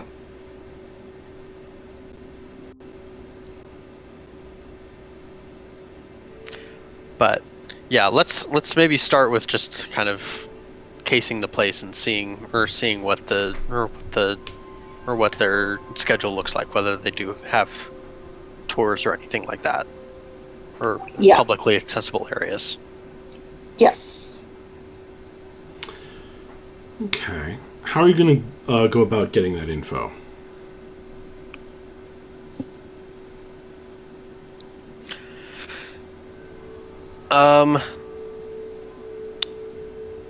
So I will go to, or I'll go to the building and like go to, or see if there's like a front desk or something. If we go to their office and see if I can get that information from like a receptionist or something. So you want to know what the building looks like and the layout and just general information about the facility. Yeah, I mean, I've basically just tried to suggest that, I'm very interested in the building and in the company, and I would love to see if there's any kind of like public or guided tour or anything like that. Okay. Go ahead and make a seek roll. Or analyze.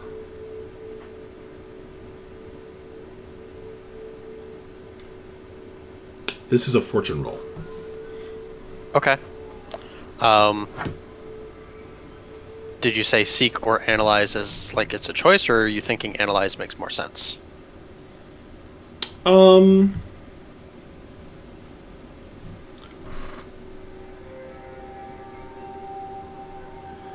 I would say you'll get different information based on which one you pick. Okay. I'm gonna go with seek. Okay.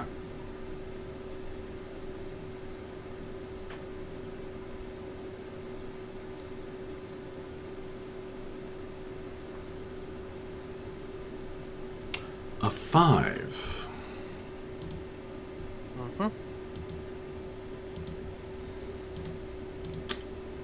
Well, they are fairly helpful.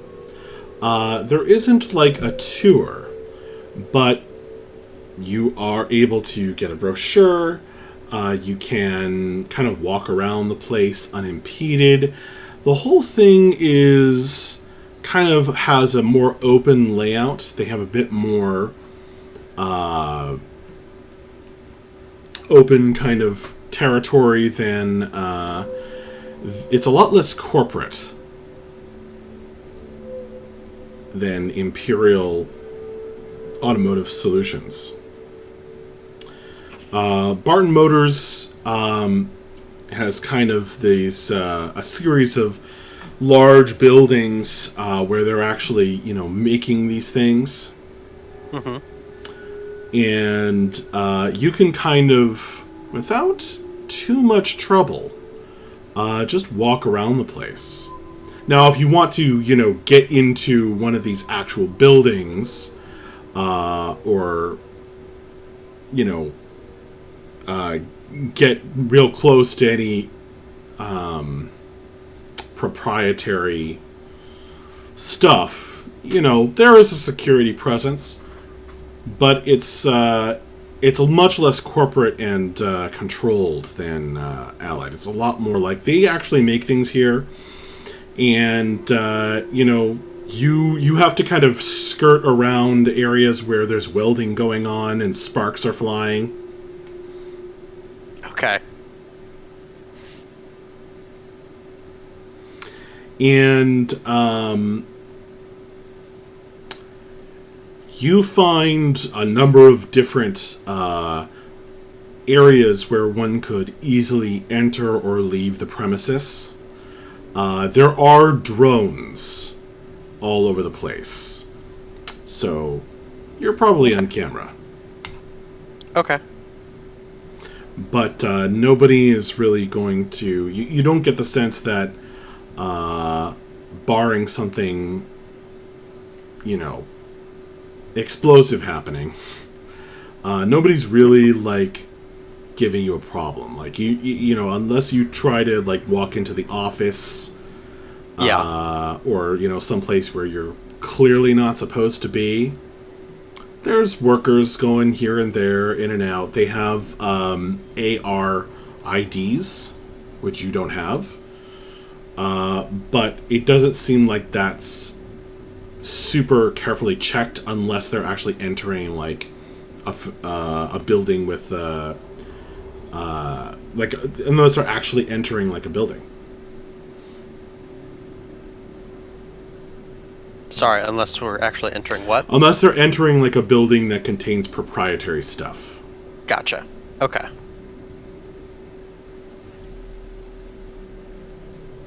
I'm trying to think of what kind of got else. free reign of the place, except that there are specific areas that are off limits. Yeah, exactly. Okay. You do see old cars being restored. Sorry, say that again? You see old cars having their paint stripped off and restored.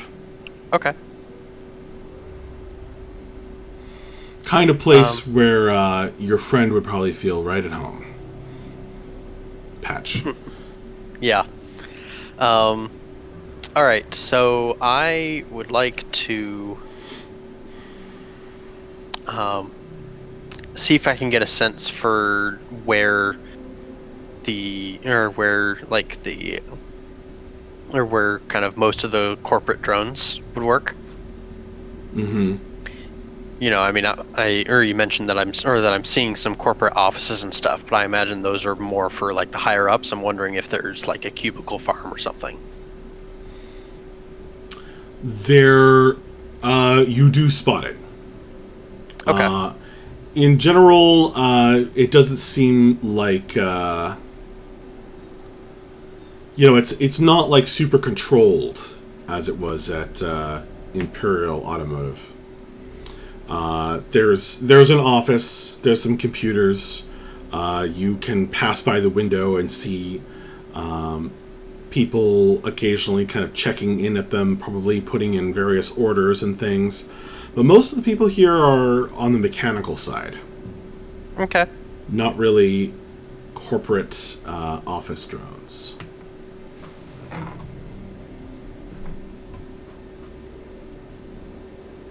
All right. Cool.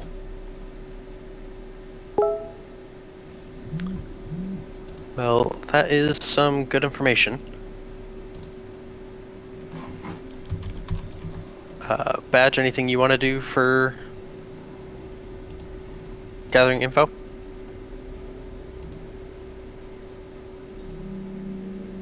Oh, she's gone.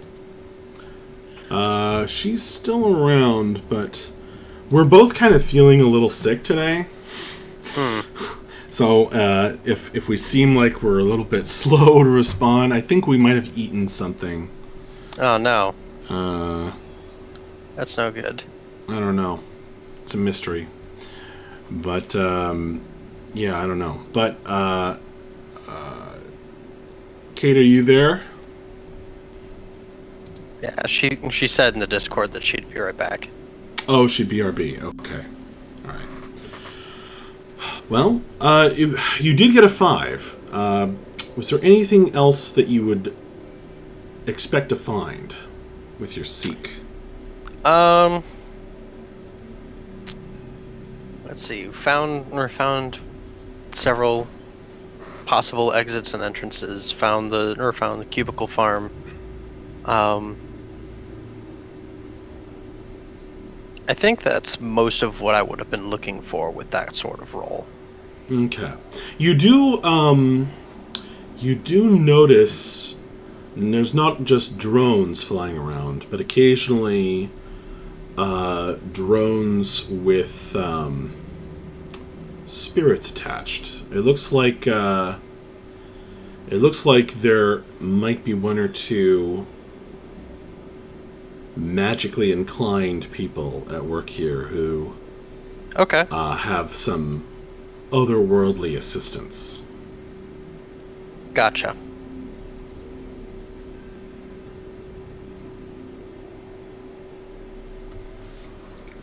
Okay, that's definitely something that I could potentially work with once we get into the score.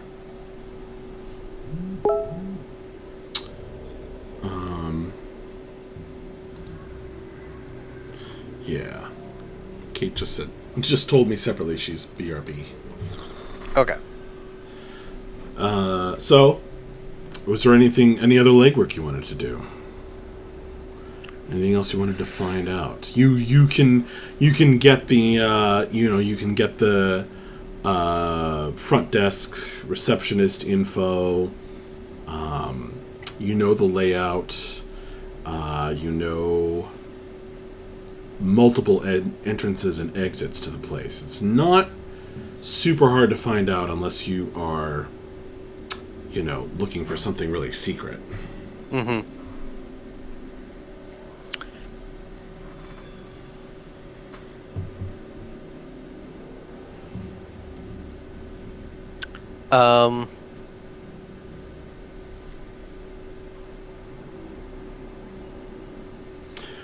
You do notice employees being mistreated. Not like physically abused, but you hear some yelling.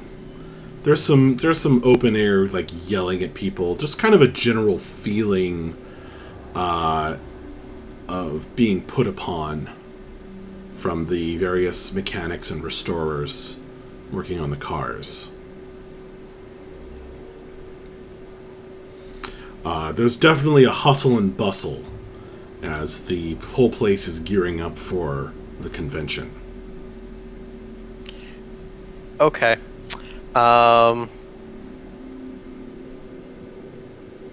Yeah, so...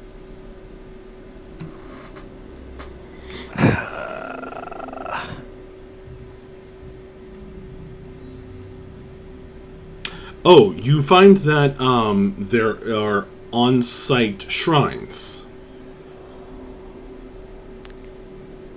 Okay. Which might be of interest to you. They definitely are. Mm-hmm. And in a couple of different styles as well. Okay. Yeah, so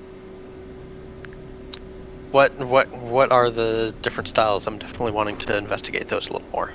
Okay. There is one to the Vestal cult.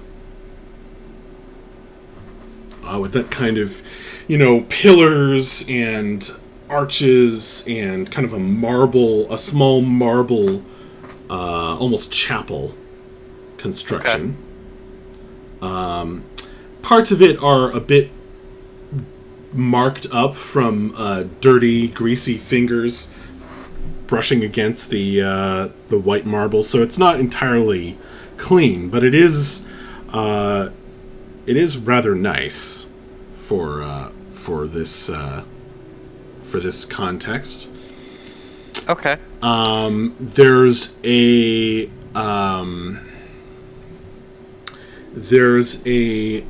hollow tree carved with symbols of the Oberon. And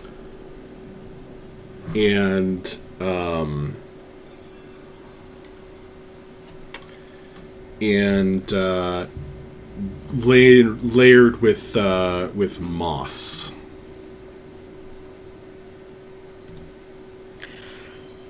Okay. So I'm going to go to both of these shrines. And so I'll go to the marble ones and I'll try to clean up some of the grease spots on it and that kind of thing. And okay. I'm going to and I want to try to see if there's actually or potentially a spirit that's inhabiting the shrine. You are definitely getting the hollow tree is a lot smaller, and there's a couple of other shrines as well that are even less noticeable. The one with the pillars, like I said, it's almost more like a chapel size.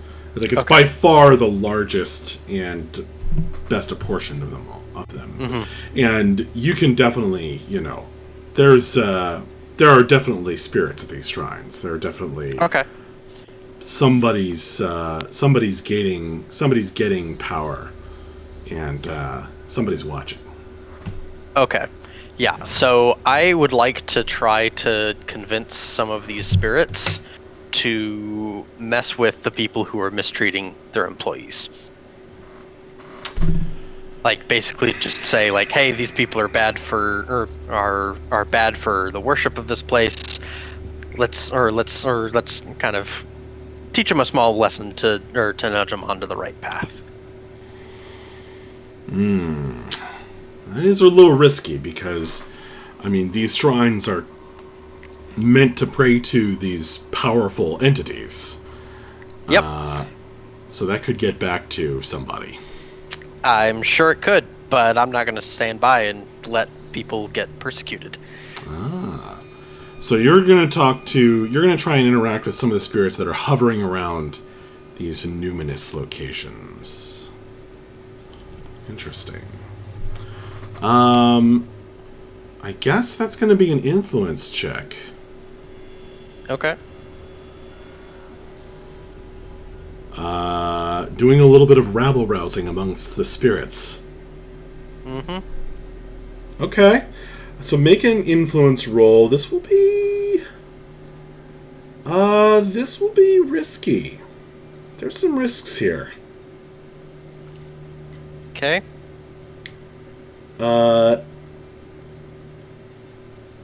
Now you do have an injured leg. Yeah, I'm not sure that would really affect this, though. Yeah, it doesn't really seem like it would apply.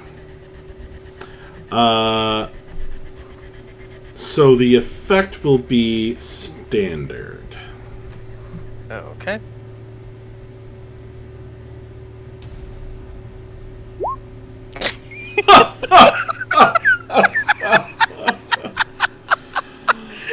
Oh my god, the dice are not with you guys.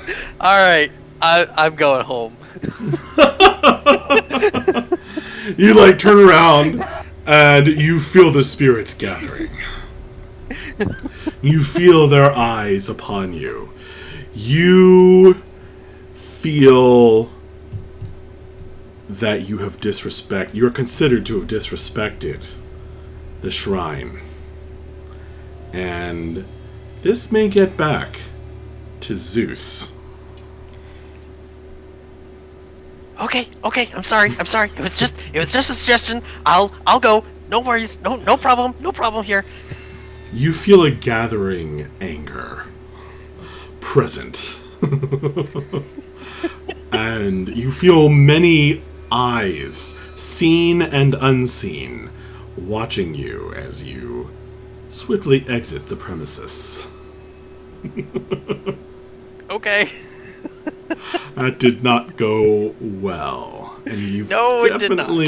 You definitely feel like Buzz's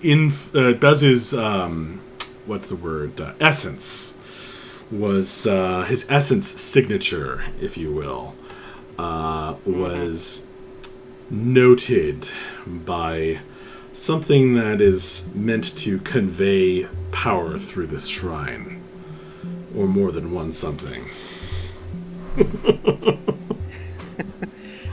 Yeah. So, so Badge, to recap what just happened, I saw some employees getting mistreated while I was, doing my rounds and looking at the stuff that was going on in the building. Oh boy.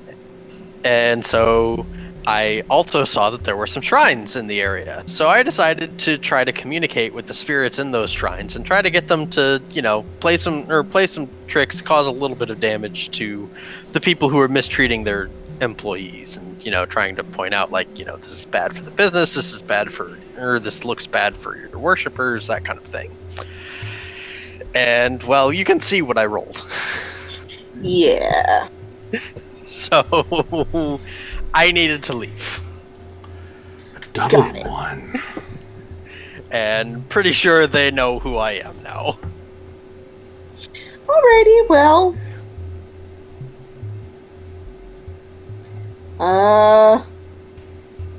Thanks for trying. As you exit the Barton Motors grounds and descend another layer through the city, You recall that you discovered that Barton Motors is a shell company for Olympisoft. Yeah. And that was the shrine that you started rabble-rousing at. Essentially. Oh, great. So maybe Zeus knows my name. That is actually possible. That would probably be a fail on a desperate roll, but yeah. That is something akin to that is definitely possible. In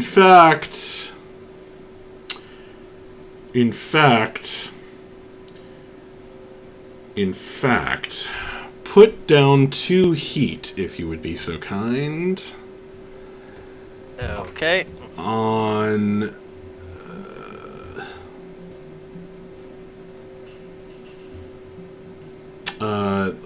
the magic circle. Okay. Arcane. Yeah. Yeah.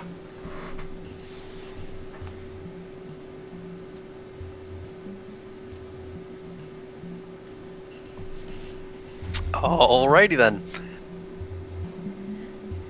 So that's how well my investigation went. Well, that's not true. You got a lot of info. Yeah, I did actually get a good. Yeah, I found out about a good number of entrances and exits that we can use. I found out where their cubicle farm is, that it's a lot less secure than the Automotive Imperial one. Their security is more reliant on drones than it is on people, though they do have some spirits and stuff on security as well. Alrighty. And it's also kind of an open layout. Like, there are various buildings, warehouses, and manufacturing facilities. He had to dodge some sparks of welders and such. It's not like this. It's not the same kind of corporate building. All right. That sounds good. Okay. Maybe then I should use my action roll to try and find out some info on the people who we need to talk to. Like who's in charge and who are they? What's their family like? What are their, just do some basic research on who they are. Sure. How do you want to go about doing that research?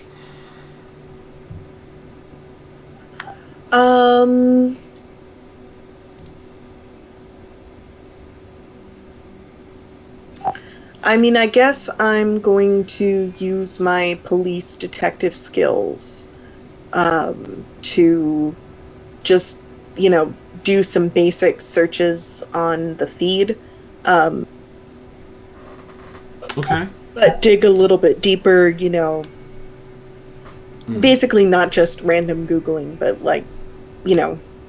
doing detective work to try and figure out who a person is. Alright, so that's going to be either analyze or seek, I think. I'm going to go with analyze. Alright.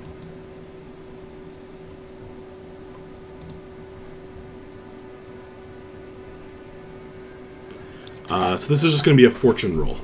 Yeah, okay.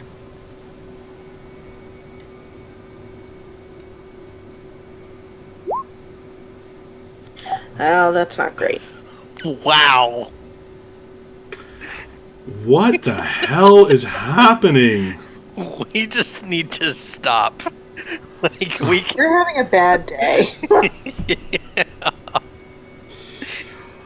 Well, fortunately, it's a fortune roll. That was not, you did it as an action roll, but it should have been a fortune roll.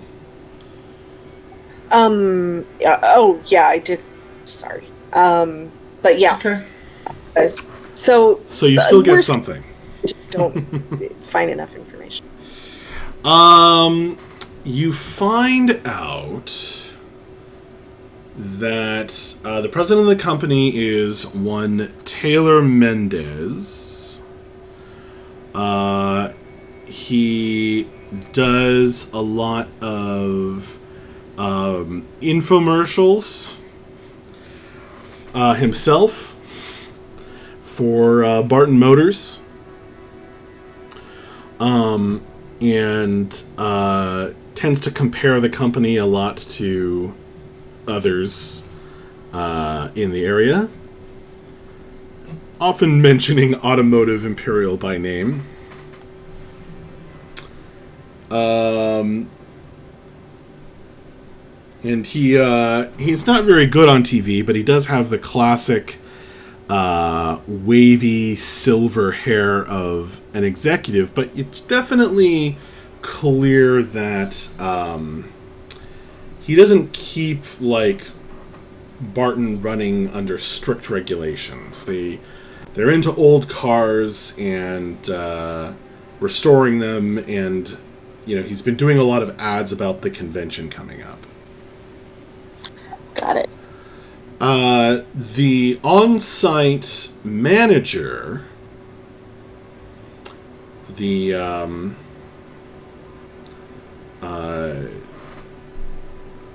is Crystal Caldwell,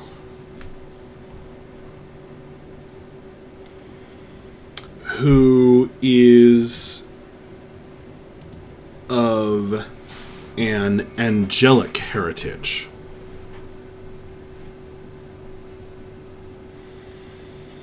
And she seems to... You don't know much about her except that she has a brilliant smile and talks up Barton Motors very effectively.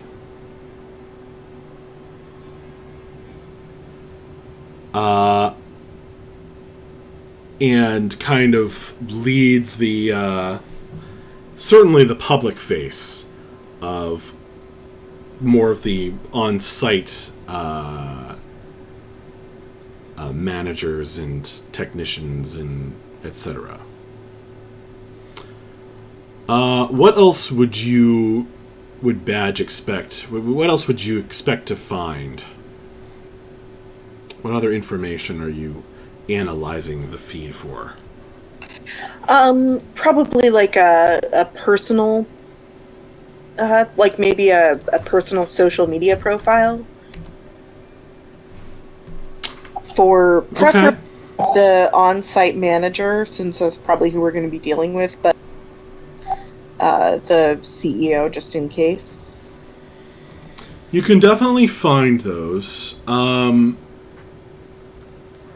The information you gain isn't super... There's not much on Taylor Mendez.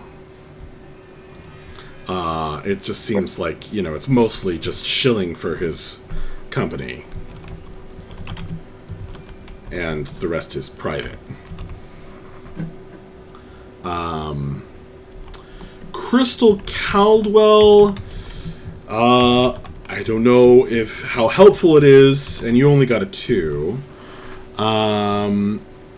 But she seems like a kind of a sucker for fancy parties, even though she works in a manufacturing facility. Perhaps that's why. She has a fiancé, she has dogs, she loves summer. She's kind of a well-built, angelic-looking person with long, straight brown hair, brown eyes, and just a kind of a toned, gym body. As you flip through her social media pictures.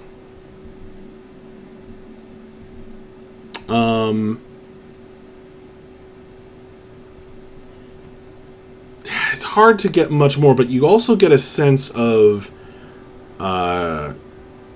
there's something, just the way that she kind of hides or just shields the day-to-day operations from the public eye. You definitely feel like there might be some hidden HR type issues of the type that that Buzz described seeing. Alrighty. It's about all you get. Alrighty. Well, that's still useful information, even for a 2. Yeah.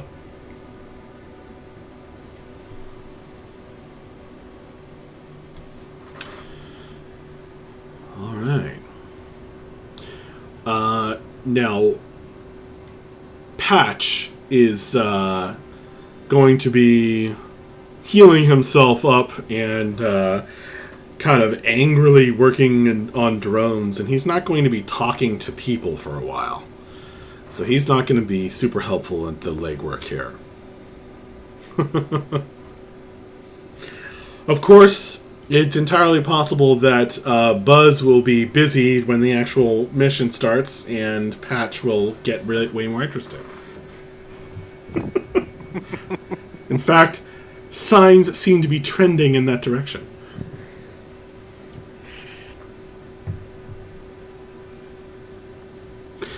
FYI, folks, Matt may be joining us next week, and Corey may be unavailable. So there's my super smooth explanation for that.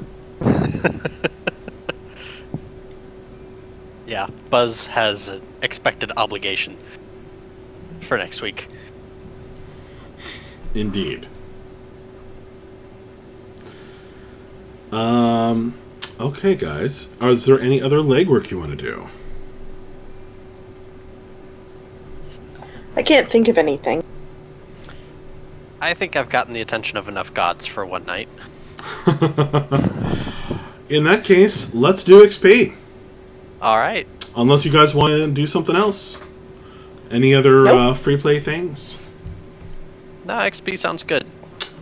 The background life of the guys. All right, let's do XP. So, who wants to go first? I can. Jury duty. Buzz is going to have jury duty. It is Sorry, not guys. No. But, alright, so address the challenge with supernatural allies or perception. I feel like I did that a lot, very rarely successfully, but yeah, was definitely doing a lot. You made something explode, and by accident, you did use this. You did control the smoke spirit. Yes. So I think we'll give you one for that. Yeah, and then also the legwork was definitely using my perception in order to try to gather some information. Oh, is it also seek kind of actions? Your perception? Yeah, address the challenge with supernatural allies or perception. Ah, okay. Yeah. Okay. All right. Yeah, take 2. Cool.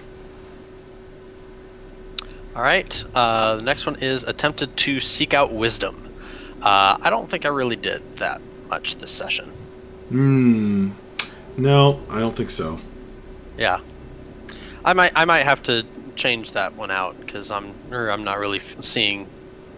I'm no longer seeing Buzz in that kind of light. That makes total sense. But that's something we can talk about. Okay. Yeah. So you expressed your code, rebellion, or heritage. I mean, yeah, the rebellion definitely came up with, or dealing with, or we created a new character, Sally Lambert. That is true. Your background did feature rather heavily in that sense.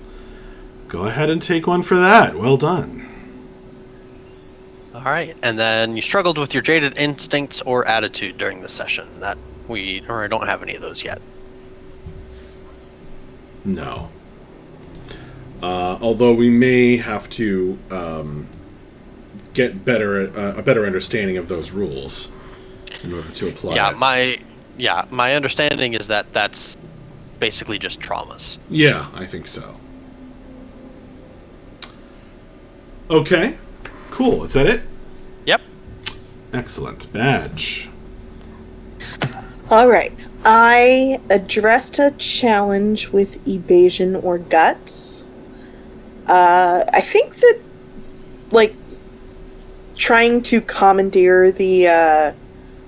the security team into thinking that I'm a police officer and like bowing to me was pretty gutsy. That was pretty gutsy. Yeah, go ahead and take one for that.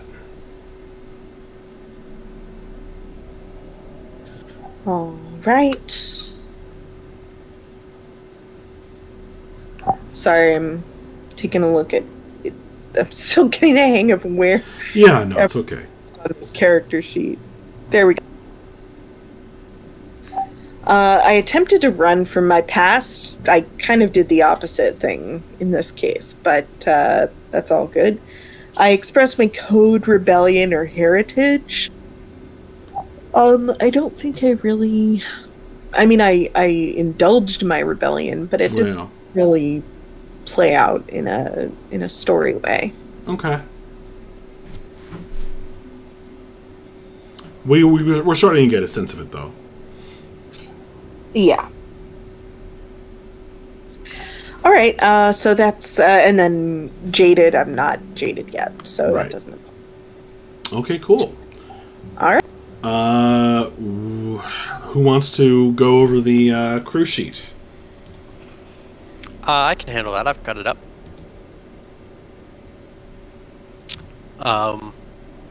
So we've got complete an investigation, exploration, parabiological, or experimental mission. Would you consider this a completed investigation, or will that not be until we finish the other half of this? It's a tough one. It was really more of a theft operation. Yeah. Than investigation. So I don't think we're gonna give you one for that. Okay. Maybe the next half will be more investigating. It feels like it might shape up that way, depending on how you guys approach it. Okay. All right. Then the next one is aid your neighborhood. I don't think that really happened. Yeah. Pursue an agent's side job, or further your team's ambition. What's your guys' ambition? Say I'm a dreamer, which we haven't really pursued that. We haven't expanded the rat's nest. Well, you guys did come up with some cool associate investigators. That's true. So you know what? I'm going to go ahead and give you guys one for that. Okay, cool. That builds up the neighborhood a little bit. Then, if this is not, or if you're not really considering this to have been an investigation, would it be an agent's side job? I guess. What's the difference between a side job and a job? I have no idea. I've been a default to no, but that may change as we. Okay. Let's keep it in mind as we get more familiar with Karma in the Dark. All right, and then the last one is bolster your team's reputation or gain a new one. We definitely didn't bolster our reputation of being honest. No. And I don't necessarily think there was a new reputation gained. Not really. Yeah, not yet. You still have a reputation as honest, and what else? That's all we've got right now. You still has a reputation as, well, you're honest in fact finders. Which is what you've been hired to do. So I think that is I still think that is valid. So I don't think that there's any new reputation that's really been established yet. But we'll keep an eye out for it. Alrighty. All right, you guys. Well, I guess we're going to call the session there. I hope you guys had fun. I think that we're starting to warm to it. We're starting to warm to the game and starting to figure out, how this one runs a little bit better. I definitely feel like, oh, you're very welcome, Math No Screen Name. Thank you for dropping by, my friend. I definitely feel like, we have to like find our feet a little bit in this game. I still feel like, although it was a very dramatic escape from the corporate building scene. Yes. So that was pretty cool. Mm-hmm. I enjoyed that a lot. Although those of you who got shot up might enjoy it a little bit less. Yeah, I'm sure Matt's going to be thrilled to discover the bad shape that Patch is in. Yeah, it's going to be up to you guys. You got to pass on the info you found out. Okay. In your own words, so that'll be interesting as well. And yeah, I tried to at the beginning, a session ago, not this session, but last session, I tried to. I'm trying to empower you guys to come up with cool stuff, and I think that it's working with the Rat's Nest and Contact creation, because I feel like those characters are really fun and interesting. It's working. I don't think I've quite cracked it, or we've quite cracked it on doing it during a score, during an operation. I'd like to kind of make it so that you guys come up with like this cool intro, and it's not like me saying, "Oh, well, you parachute in off of a plane," but it's like your guys' idea to do that. So I think that would be really, really cool, and that kind of thing. Insofar as it's possible to do, and I try to make that easier by the rule of cool for flashbacks. So flashbacks can cost 0 stress. And I'm trying to make it easier also through the engagement role, so that you can have separate engagement roles.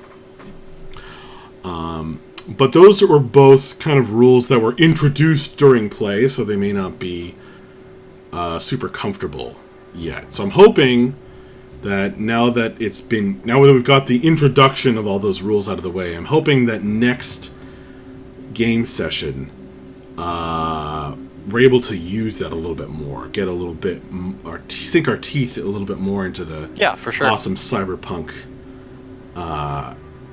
action that we have going. So that's a little bit of my goals here.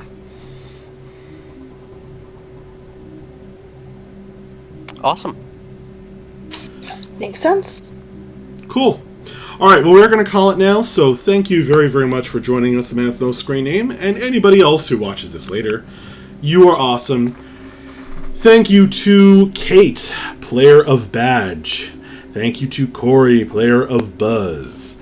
You guys are both awesome players, and I would play anything with you guys.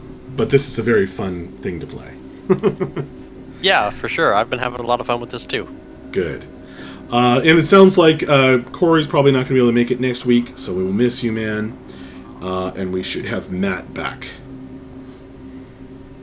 All right. Well, I will definitely be back the following week. Okay. And don't have any other big plans for Saturday nights for a long time ahead. Cool. All right.